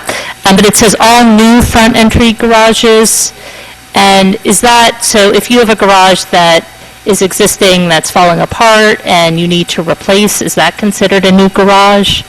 Not typically. If you tear it down completely, it would be a new one, but if you're just doing maintenance, it's not. Typically, all of these regulations that we're talking about will apply to new construction. Everything else is grandfathered. When we get into, the prevailing setback, if you're much further back or much further, or very close, it's allowed. They're not retroactively applied. What happens is when you build something new, you put it on an addition, you scrape the home and build a new one, these new standards apply. It doesn't affect anything that's existing. Okay, thank you. Okay, Section 3 deletes the existing borough regulations which allowed the porch encroachment. It was in Section 17A 377D. We're replacing that with this newer standard that allows for a larger porch and putting it in a different area, so we're just deleting this one section in 377. Okay, Sections 4 and 5 kind of go together. Section 4 creates the standards for determining mean prevailing front setback in the former townships ordinance. And in there, you can see that's where we say you use it when and you look and measure within 500 feet on either side. And then it talks about these regulations then only are used, you use prevailing setback when a house is either 5 feet or more closer to the street or 5 feet or more further back than the required setback. If it doesn't meet that, then you use the existing setback, whatever it may be in the ordinance. And then the third provision in there is quite simply so that you don't have to be everybody right on a line. It allows you to say within 2 feet. So there's a 2 feet area. You can either be further forward than prevailing or 2 feet back, just to allow a little bit of variety in the front setback. And that would be the same in Section 5. We're doing the same thing, except it's the former borough code, so we're deleting some of the old language, cleaning it up, and then using the exact same language that we're proposing in the township. I don't know if there are questions on prevailing front setback. There's one other provision now that I'm reading it in case you were. We are also throwing out the largest and smallest setback, and that's put in primarily for small areas where even if you went 500 feet, there aren't that many homes. And Derek advised that there were a couple of cases before the zoning board where within that area you only had 3 homes, one of which was the subject one. One house was very close to the street, one house was very far back, and it was like taking an average didn't do what you wanted. So this basically says that homeowners should choose one or the other. At a staff level, we didn't care whether it was close to the street or you were setting a pattern that it's further back, but that the idea was not to have that in and out. That happened with me when I put the porch on my house. I had to get a variance. I mean, and you know my house, it doesn't seem like it would need a variance. And then sections 6 and 7, they are also mirror images. Last year, we amended the definition of floor area in the former borough and township, and this recommends adding an additional language in both the borough and township that deals with cathedral space. And quite simply, what we're looking to do is that if there is a ceiling height of 12 feet or more, you count it twice. It doesn't have a floor, so you're getting a 2-story volume, but in terms of FAR, the bulk, the mass of the structure, it was only counting for that one floor area. This would then require that it be counted twice, so that people will be forced to make a decision, do they want the cathedral space or the living space, if they're pushing up against the FAR. And that came mostly as a leftover from last year when we were amending the floor area definition. Does anybody have any questions on this one? I'll ask a question that we got in an email about attic space. And did you receive that email also, or not? I don't know if once you go. Okay, I'm going to try to describe this. No, I didn't get that one. This is from Marina. So, all right, so right now, this would say if you have a sloped roof that you need to count it twice, thank you. Is it the sloped roof issue, or is it just the cathedral ceiling? Well, it's the cathedral ceiling. If it's a cathedral ceiling, you don't need to count it, or you would need to count it, but if you just make it into an attic, then you don't need to count it. And so it wouldn't necessarily help reduce the bulk, I think is the argument that's being made as potentially. This is the first time I'm seeing it. I'm not quite certain what the attic space, because we deal with attics a little bit differently if it's an attic. This was just to take into account the volume of a cathedral's space so that you count that as FAR. It does allow for a little bit of a sloped ceiling to give as a discount. That seemed to be the best practice that we found. But from last year, there was some concern saying people are adding to the mass of the structure, and we should be using volume because you don't pick up this two-story space, or in some cases, a three-story space in the floor area itself. So this is what we're doing. I think we're going to need to revisit attics, and talking again to the zoning officer. We changed it to match the building code, you may remember, to say if it's a 7-foot height, we count it as FAR. If it's less, we don't. He's gotten a number of applications where the ceiling height is 6 feet 10. So people are carefully watching what we're doing. I think we're going to have to revisit that, and if the attic space becomes an issue, we may have to go down to, as one member in the public suggested, 5 feet, because you could see 6'6", depending on your family and how tall or short you are. Works for me. Yeah. So we're aware of the issues. We'll come back, but we didn't have an answer because it's not quite that simple. And candidly, I think we're going to come back to you with a much more robust discussion on floor area and what it is, that the size of the homes that the ordinance permits, and what are the impacts. I spoke to the consultant because there are economic issues that are involved. There are design issues that are involved. There are perceived takings that may be included in this.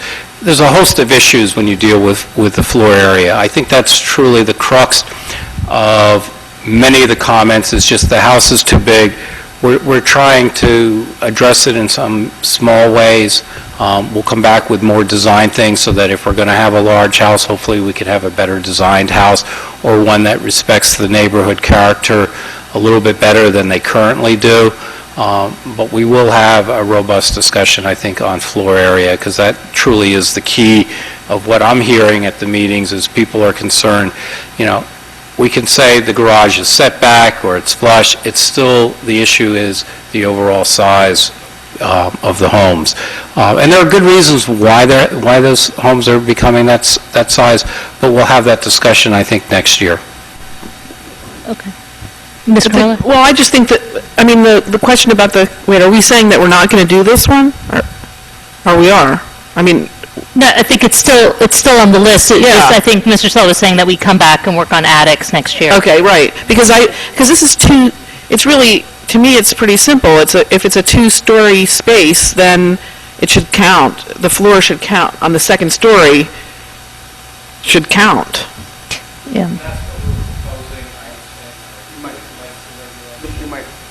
You got to mute your mic. I'm sorry.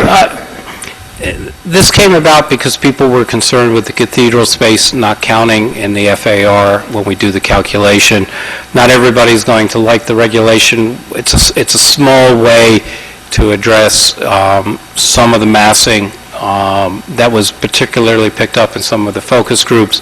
And even last year, we heard from people who were saying, you got to do something about the cathedral space that just adds to the volume and the mass of the building. Right.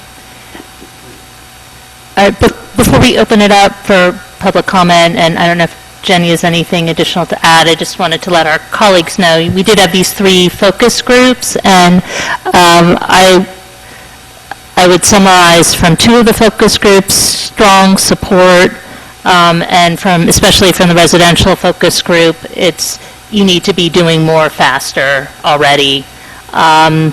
We did hear quite a bit of pushback from the professionals focus group that we had, and there was a desire to take a big step back and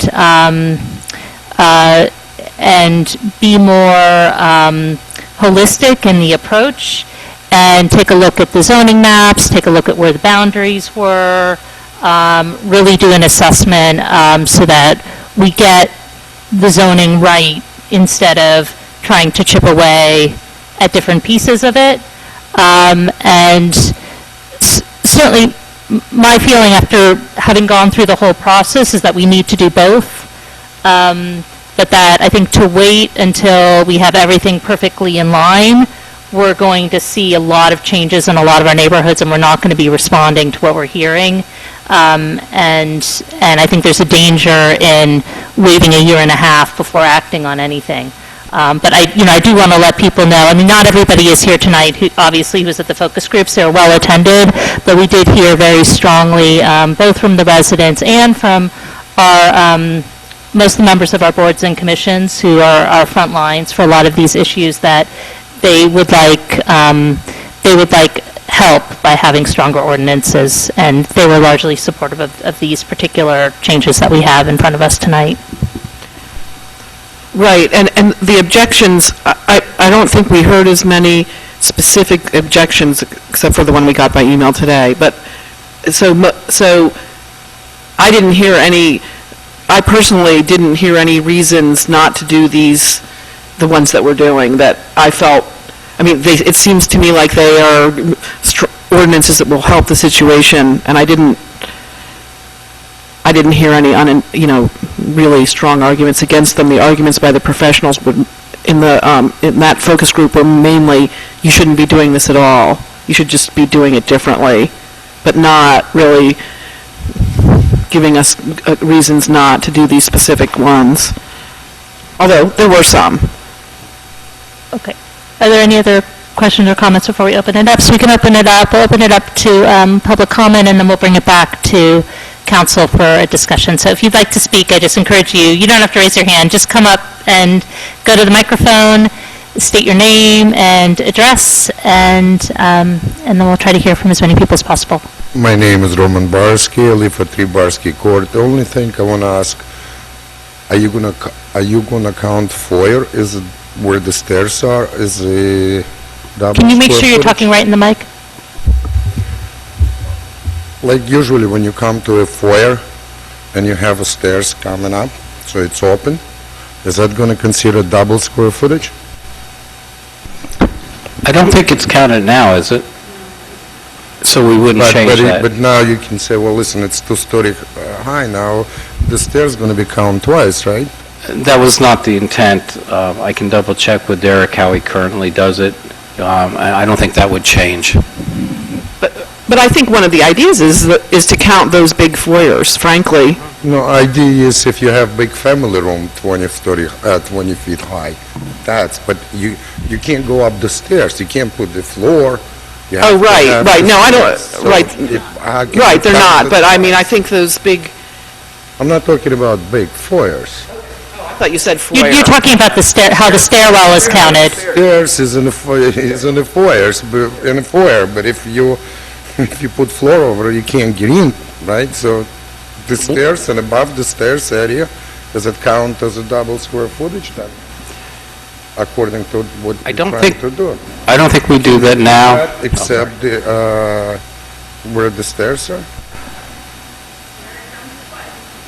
I don't know whether we would count that to begin with, so I don't know if we need to change it. We can get back to you on that if we need to make it. I don't know if that's a substantive change. It doesn't create the house bigger or smaller, you still have to walk up. It's not like extra big room where you're 20, 30 feet up in the air. Can we say something like excluding stairs? Would that? I think before we start doing that, Lee and I need to just go back and look at, other provisions in the ordinance, but I think that the point is really well taken. Right, Whether yeah. the fix is in here or somewhere else, I do think that we need to make sure that, the space above a stairwell or included in a stairwell wouldn't be counted. It shows the concern, it's a good question, and it shows the concern in the community, because we're not talking about a lot of square footage for stairs. Stairs are 4 feet wide, or 6 feet, whatever they may be. But it's a good question, and we can get back to you on that one. Okay, I just want to make sure that that's not going to cause a problem with the ordinance. I don't think so. And another thing you can do, you can put in the ordinance if Just you... make sure you're right in the mic so people can hear you from home. concerned about the garages, you can put in the ordinance that small lots only can have, if they have garages to the front, the garages can be more than 8 by 7, and it's no more than 2 of them. So you're not gonna have one big, like some people putting big garage doors, 18, 20 feet wide. Instead of 2 small ones, the house is gonna look much nicer too. Okay, thank you for that suggestion. Maybe that's one for 2017.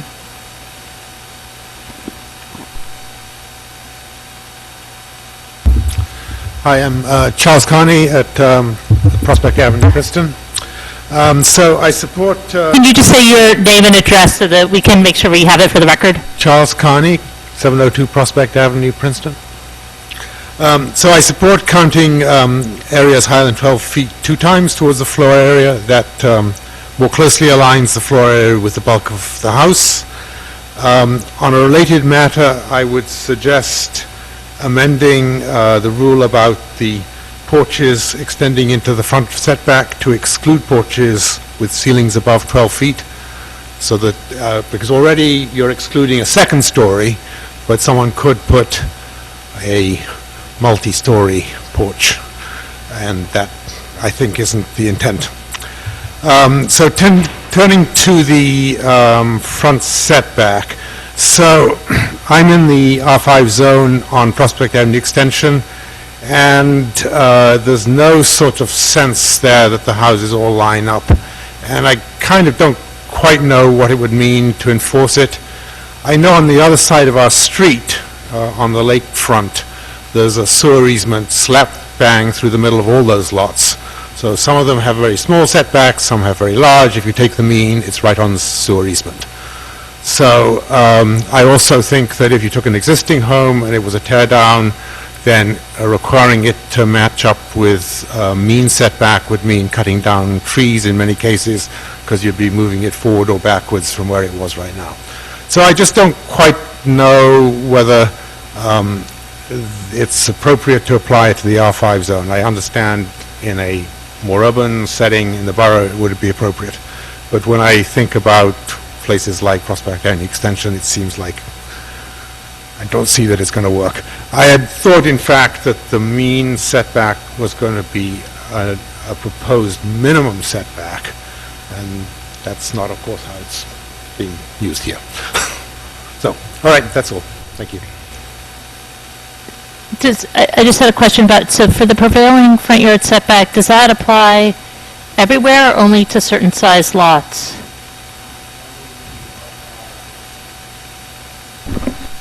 That's fine.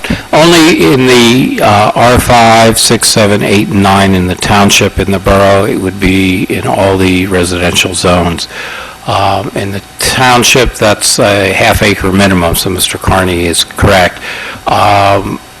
I didn't look at his street in particular to see how it would impact it. We can take a closer look at that. We haven't run into a case other than in smaller blocks where there's been that greater variety in it. And again, the ordinance does say that if there's, I think it makes sense in the half acre, but I could take a look at his street as well and report back to you and see if we need to propose a change. As with all zoning, nothing is going to be perfect, so there's always going to be the exception to the rule. And in terms of the land use world, if you have a sewer easement that prohibits you from going further back or prohibits you from going further front, that's a reason to get a variance. That's a definite hardship variance. So I think it can be dealt with. We'll take a closer look at his neighborhood and report back to you when this comes back for the public hearing. Okay. Are there any other comments from the public?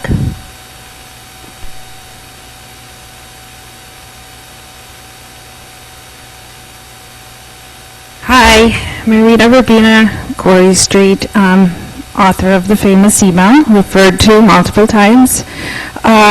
Couple questions. So, sorry.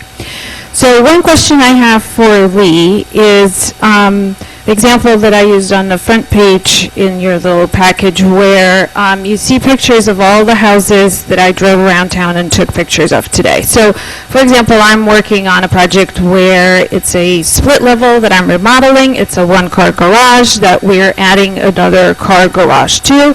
It is set back, but it's not set back 6 feet. It's like 5.5.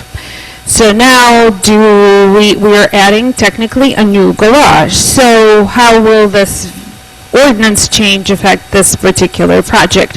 Do we now have to completely demolish the existing garage because we want the two garages to line up? Or what is the strategy, or is this not considered a new garage because it's half new garage, half existing garage? That's question number one. Question number two, what I think Liz was trying to explain is there's this typical, several of these around town, California ranches, where there is a snout garage, it's sticking out, and it's partly, for example, the one I'm working on, it's sticking into the setback. So in order for us to rebuild this garage, not in place, we need to move it out forward, which would be alleviating the problem with the side yard, but it will move the garage even more forward than it already is in front of the house. It will technically be a new garage, and then this ordinance will be a problem. So those people have an option, either build the garage where it used to be, which is a problem, they don't have enough room for storage, or bump out the rest of their house forward, which they don't really need. So here we are dealing with these situations that are existing, and yes, I absolutely don't like garages forward. If I were designing a brand new house, there wouldn't be a garage forward, but here we are. What are we going to do? My question... Maureen, can I ask you something? I didn't see that you had sent an email until just a few minutes ago. Yep. And so is this the picture with this blue-gray house that you're just describing? Yep. Mm-hmm. And Knoll Drive. Does that house sort of have, is the front door? Yes, the good two question. things It's an stick E. out and the It's door? a U, right. Yeah. Well, actually, it's an H, right? So there are several houses like this. Right. And there are sort of two things sticking out, and the door is in. Can I say, I thought these are for new construction. Yeah, but No, but once you take your garage down and you have to shift it a foot over, it's a new garage, right? I thought that Lee went over that it's only That for... is not the case. That's what he said. If you're rebuilding it in the exact same place, say garage is rotten and you're rebuilding it in the exact same place, it's old garage, no problem. However, if people want to move this garage, because what these people would like to do, in my case, they have a garage and then they have the living room. If they would like to add a mudroom in between their garage in their house, so they could come in, take off their stuff, leave their backpacks, enter into the house, that's a new garage now, right? Because it has to move out of the setback. So that's just an example. You know, again, do I love these front-facing garages? Believe me, I would never, ever in a million years. But, you know, here we are, neighborhood But they're character. all over town. They're all everywhere. There are one in old construction. In Johnsonburg, everywhere. They're everywhere. You know, okay. My question about the two-story space. I understand that we're trying to limit the bulk, right? But first of all, Derek always counts the stair twice. Believe me, I can't explain why for the life of me. He always counts the stair space twice. But if you have an open two-story space next to the stair, that he counts once. So this will basically count the space next to the stair, like you're having, say you have an oval staircase, for example, right? The space in between the oval will now be counted twice, right? Or if you have a two-story living room, for example, right, like in the picture where you have a person who is standing up on the second floor in the loft looking down on the first floor, that would be counted twice. However, if we were to put in an attic in there, just fill in that space, that wouldn't count because that's below our attic regulations. So the bulk from the outside is not affected, right? The same bulk, the same exact thing, except we just lost this kind of a cool, in my opinion, feature where a person could be standing on the second floor and looking down on the first floor, which actually allows for a smaller living room and for a smaller space inside to feel as if it's part of a larger space. So, I'm getting to my final point is I think this was heard, in my opinion, loud and clear in the professional focus group, is that a lot of people are desperate and a lot of people are calling and saying, oh my gosh, oh my gosh, oh my gosh, please do something, help us, right? But what we're trying to do is we're trying to do little fixes that are not fully thought through, right? What we should be doing is actually, and maybe you're going to pass this, and maybe this is going to somehow make things better, but we don't know that. We haven't really thought through, does the stair count twice? Does the thing count twice? What do we do with the attic in there? You know, what do we do with the garage that was added to the first garage? What we were proposing in the professional meeting was that what we need to do is we actually need to document what our neighborhoods are doing in relationship to what our zoning is doing. For example, we have R9, which happens in Witherspoon Jackson, and it's happening next to the canal. Have no relationship to each other, no logic, right? Or we have Ewing Street that has, I don't know how many zones, right? Does that make sense? Is it supposed to be that way? I don't know. So once we identify the problems, then we can say, okay, here are the problems, and we can attack them. And I totally hear Mirla saying that that will take a long time, but we already wasted a ton of time, and the first thing the consultant should have done is compare what we have to what, you know, what the zoning is requiring, and somehow that just completely didn't happen. So other things that what I hope would come out of this is try to think for the future and say, you know, where are we going with this? For example, if right now we're requiring, if somebody wants to put an in-law unit into their house, they're required to add another parking space, right? And all sorts of things that create more garages, more paved areas, more things that are, we with our zoning are effectively creating a lot of problems that we're trying to stop, right? That we're complaining. So I hear that this is going to take a long time, and I hear this is the harder thing to do rather than just say, hey, put the garage 6 feet back. But we kind of have to start doing it, in my opinion. So what we've done, this is going to sound, I don't know, political, but lately we've been talking a lot about building walls and keeping people out. And our zoning is effectively doing that, right? We've created a situation where we only have houses for sale that are $1.3 million. And you know what? It's our zoning that is doing that. Let's ask Roman if rather than building these $1.3, $1.4 million houses, maybe he would be willing to, in the same exact place, same exact size, bulk, to build a duplex. And then he doesn't have to count the 2-car garages, because then now all of a sudden he's selling a 3-bedroom one side, 3-bedroom on another side, and people don't care about having a 2-car garage. When you're buying a $1.4 million house, then you're like, where's my 2-car garage, right? But if there are two things that are, you know, $650, then nobody wants the 2-car garage attached to the house. It's a whole other game. Then we can have more walkable places. We could have more people live close to town. I know I keep saying this is a total dream, but if we start thinking about that way, and how is our zoning effectively dictating this economic wall that we just build around ourselves, maybe we could solve both our visual problems and our economic problems. So, my 2 cents. Thank you. Thank you.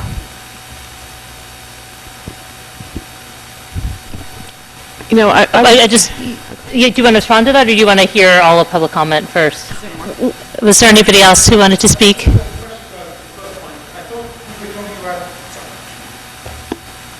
I thought the proposal for the garages was that they could be flush with the front of things. So that answers your first point.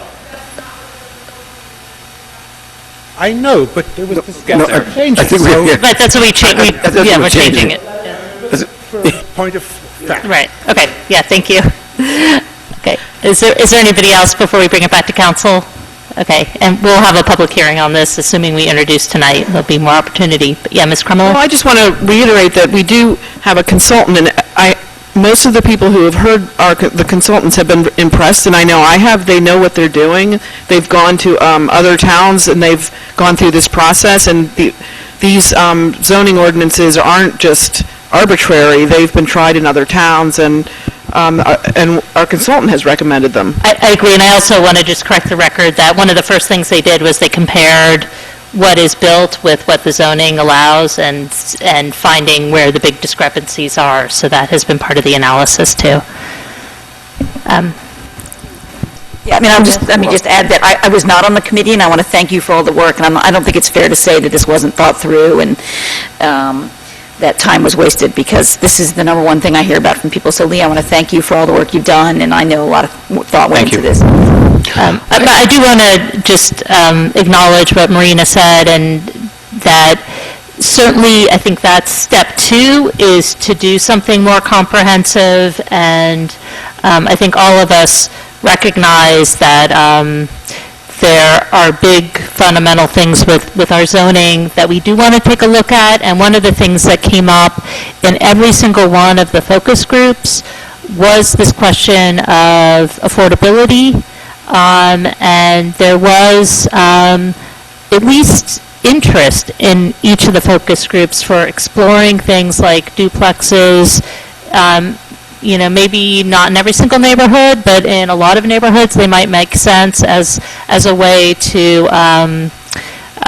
create more affordability while still preserving the streetscape that is there. And so, I think that the time is ripe for this discussion, and I think there were a lot of good points that came out, and I think actually a lot of agreement, even if that there was some disagreement about process and order. Can I ask a question? In these focus groups, when people were complaining about the changes or the McMansions or what's going on, if you had to sort of characterize what they're unhappy about, is it that their taxes are going up because a new, bigger house is next to it? Is it the aesthetics of it? Is it because I guess, I've been thinking a lot about this since last year when we talked about this, and, we have a lot of, if it's the aesthetics, I would say we had a lot of, pretty old homes that have been here a long time that aren't particularly attractive, and we have some new homes. I mean, you can't legislate taste, I guess, and even though it's jarring when we see a small home come down and a larger home be built, they settle in after time. I mean, our colleague Patrick complained bitterly about the homes that went up on his street, and, he now is a little bit chagrined by it. He likes the people who live there, and it's all pretty nice, and they're nice neighbors, and, the plantings have grown up, and so I guess I know it's jarring, but I mean, I'll take a crack at it. There's some nice new places that... I'll take a crack at it, and then Jenny can add. I mean, I think there was a recognition of that, and I think that pretty much every focus group, including the residential, the one for residents, recognized that you want to have ordinances, and we want to have a town that allows people to improve their property. One of the first slides that the consultant showed was national trends, and that if you look nationally, homes have grown, I'm going to get this statistic wrong, something like they've increased in size 15% since 2000. Right. And on smaller pieces of property. And so there was a recognition that, you want to, this is private property, and that we want to encourage people to invest in their homes, and we also want to make sure that we're allowing people to use their home and change their home so that it fits their needs.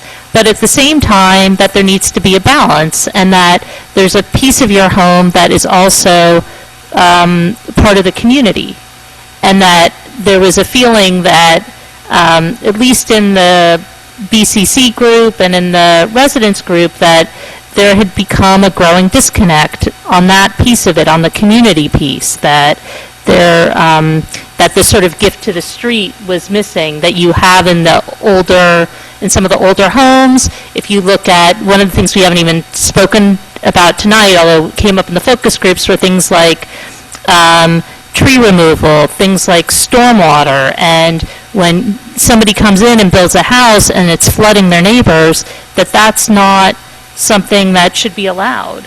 And that, that there's these dual purposes, and that we want to have ordinances that deal with this community aspect in the least restrictive way for people's property values. And so that's what this is an attempt to do. This exercise will be an attempt to do. But certainly when you're talking about,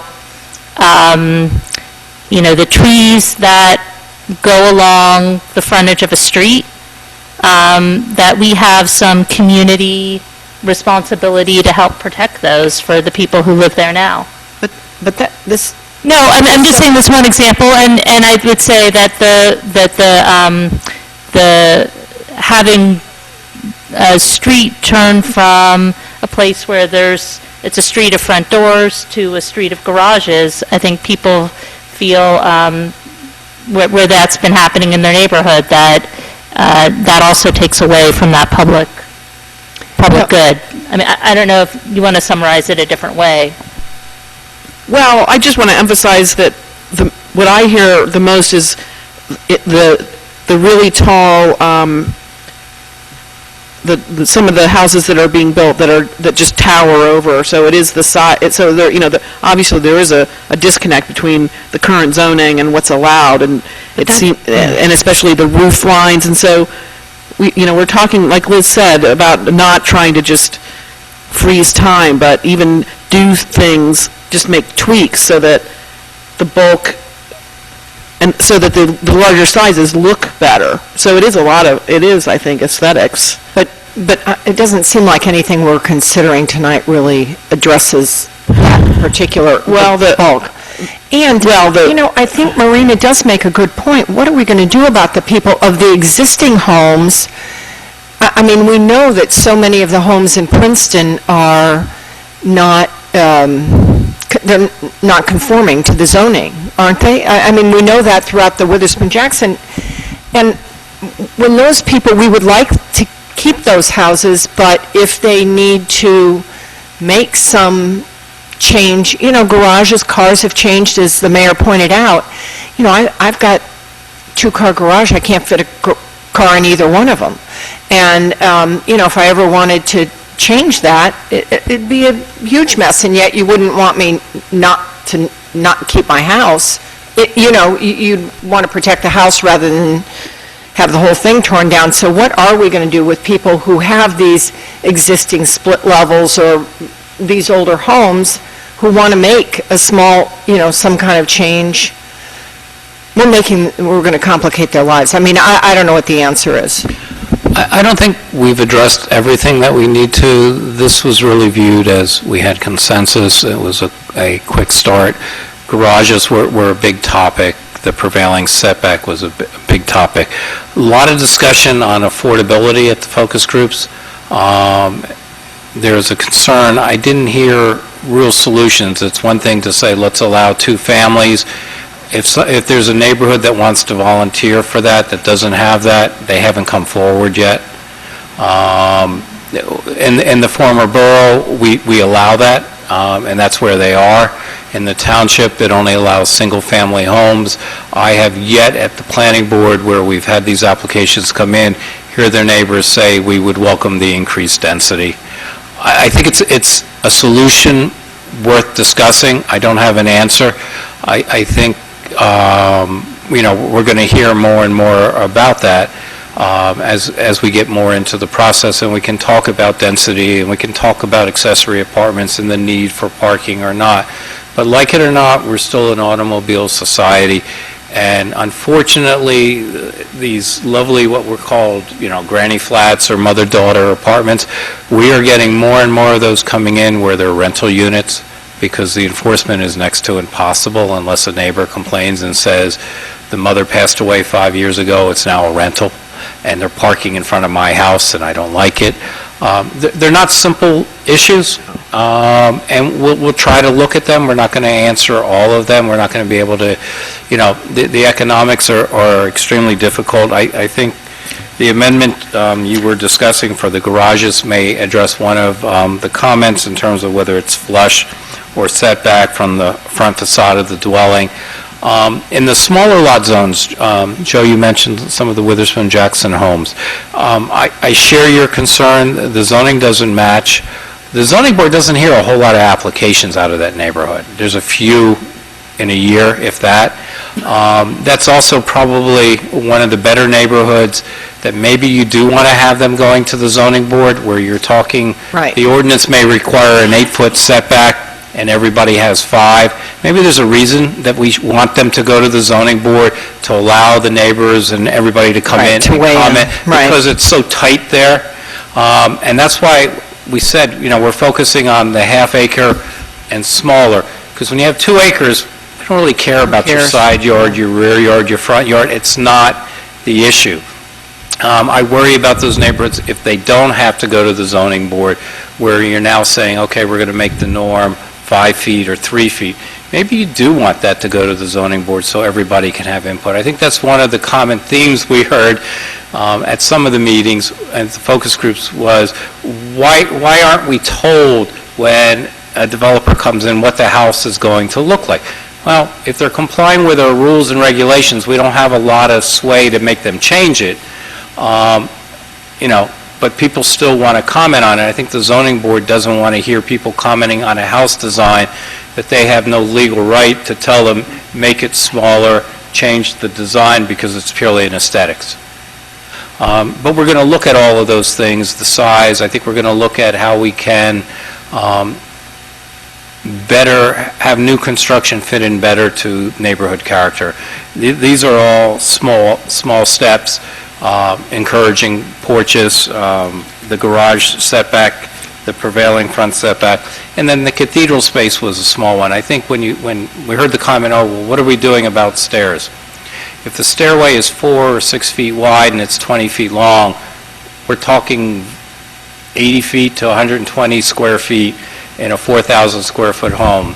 That tells you something about how people are valuing property in Princeton.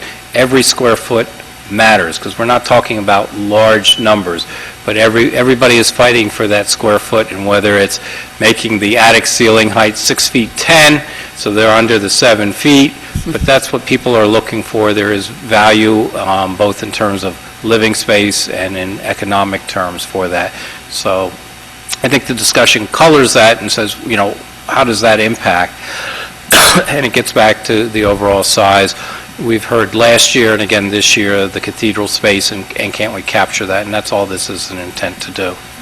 So, Lee, I don't want to go too far down a rabbit hole because I'm excited about us moving forward on these proposals here, but you just said something interesting about granny apartments that I didn't want to lose. Were you talking about in the township? Because in my neighborhood there are, I can think of 3 within a block that seem to work really well and to provide more moderate housing options for single people. And so are you talking about the township? Because that's not in the borough. Both communities allow a granny flat. They have different regulations as to its location and whatnot. So we do allow them. And in many cases, they work well. Where they begin to fall apart is when the house, both of them have a requirement, I believe, that says the owner has to reside in one of the apartments. We've been finding, not a lot, but a few where all of a sudden the owner doesn't live there either. So now we have 2 rental units, and there's concern, well, who's managing, who's on site to make certain, whether they're right or wrong, I don't know. But we do allow them. There's a separate issue of whether you require parking for them or not. Parking is always an issue. And we're not trying to address that. I think the consultant's report will touch on that.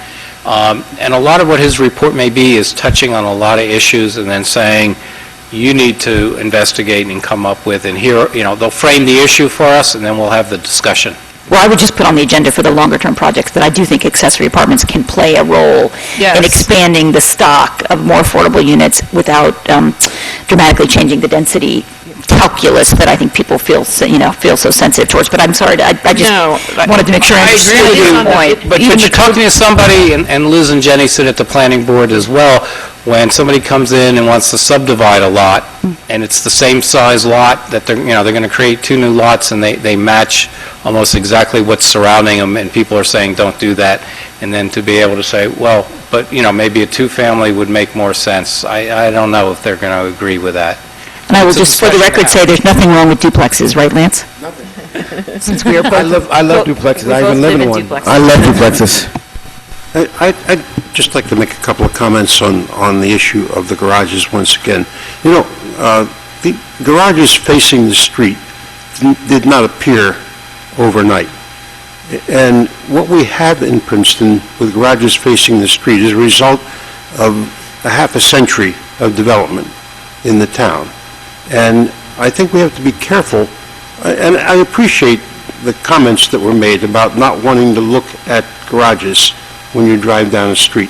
I think we have to be careful about how we go about trying to solve that problem and not do it in a way that could conceivably lead us in the direction of forcing people to build houses on larger lots in order to make it possible to get at the garage from the back rather than from the street.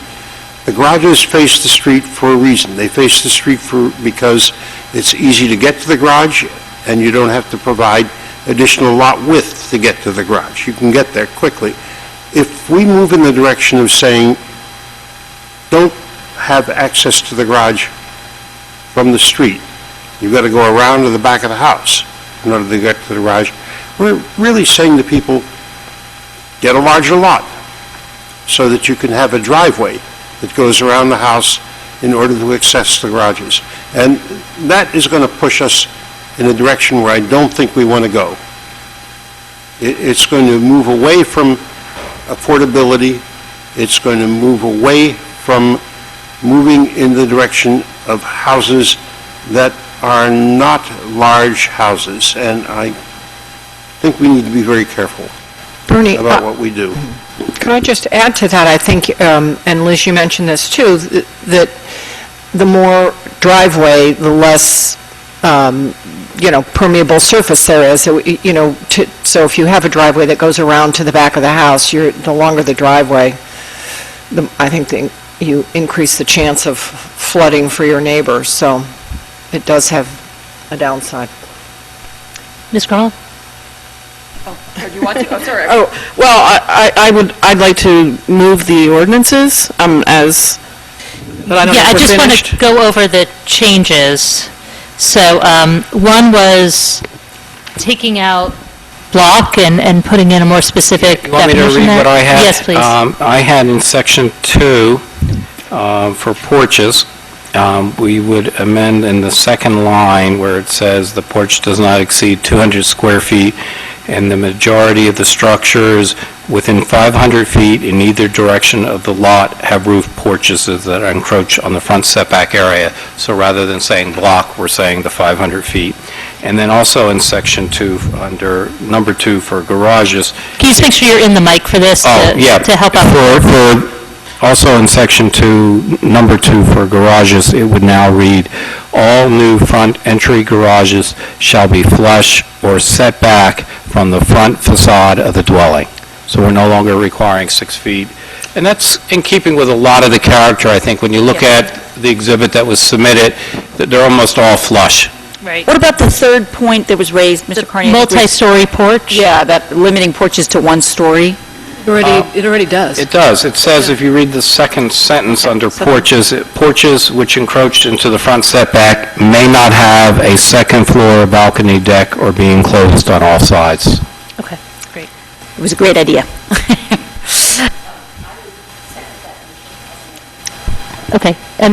Okay, so it's been moved by Ms. Krummeller with the changes, seconded by Ms. Howard. Could I ask a process question to the attorney? So we had one ordinance in the packet. Are we going to, we're introducing something different, correct? Correct. And then the version that will then be put forward for the public hearing will be the version with the changes. Those two changes. That were discussed tonight. And are you going to be able to capture that in the minutes? I'm just not sure we're doing this right, but we can talk about it on another night. I feel like we probably ought to introduce what we put forward in the agenda packet, and then amend it if we want to amend it. But then you have to reintroduce if you've amended. I mean, by statute, you can actually introduce an ordinance by title only with none of the text. It's for the public hearing that you have to have the text. All right. So... So we'll be able to have the amended language in the public hearing. And it will be on the website. So we're Yeah, actually to the planning board. introducing the amended, I mean... Exactly. Is the better way. Thanks. And remember, just for your comfort, that it's going to the planning board also, before it comes back. Right. Do we have the date for that, the planning board? Is that December 1st? I forget, I think it's the 8th, December 8th, okay. the December 8th planning board meeting, and then it comes back here. I have that written down. That is going to be December 19th, 2016. Okay. So we have a motion and a second. Madam Clerk, please call the roll. Ms. Howard? Yes. Ms. Crum-Miller? Yes. Mr. Miller? Yes. Mr. Liverman? Yes. Ms. Butler? Motion carries. Okay, the ordinance has been introduced, and the public hearing for the ordinance will be on December 19th, 2016. And for those who would also like to come to the planning board meeting, it will be heard by the planning board for their review on December 8th. Okay. Thank you very much. All right, and, yeah, thank you. And I also want to thank Tim Quinn and Wanda Gunning, who are here, who are part of the initiative group. Okay, now we come to the consent agenda, which contains items of a routine nature, passed by a single vote. Are there any items anybody would like removed from the consent agenda? And if not, is there a motion to approve? By Mr. Miller and seconded by Mr. Liverman. All in favor? Aye. Any opposed? Okay, consent agenda passes. And then, is there a motion to adjourn? So moved. Moved by Ms. Krummeller, seconded by Mr. Miller. All in favor? Aye. Aye.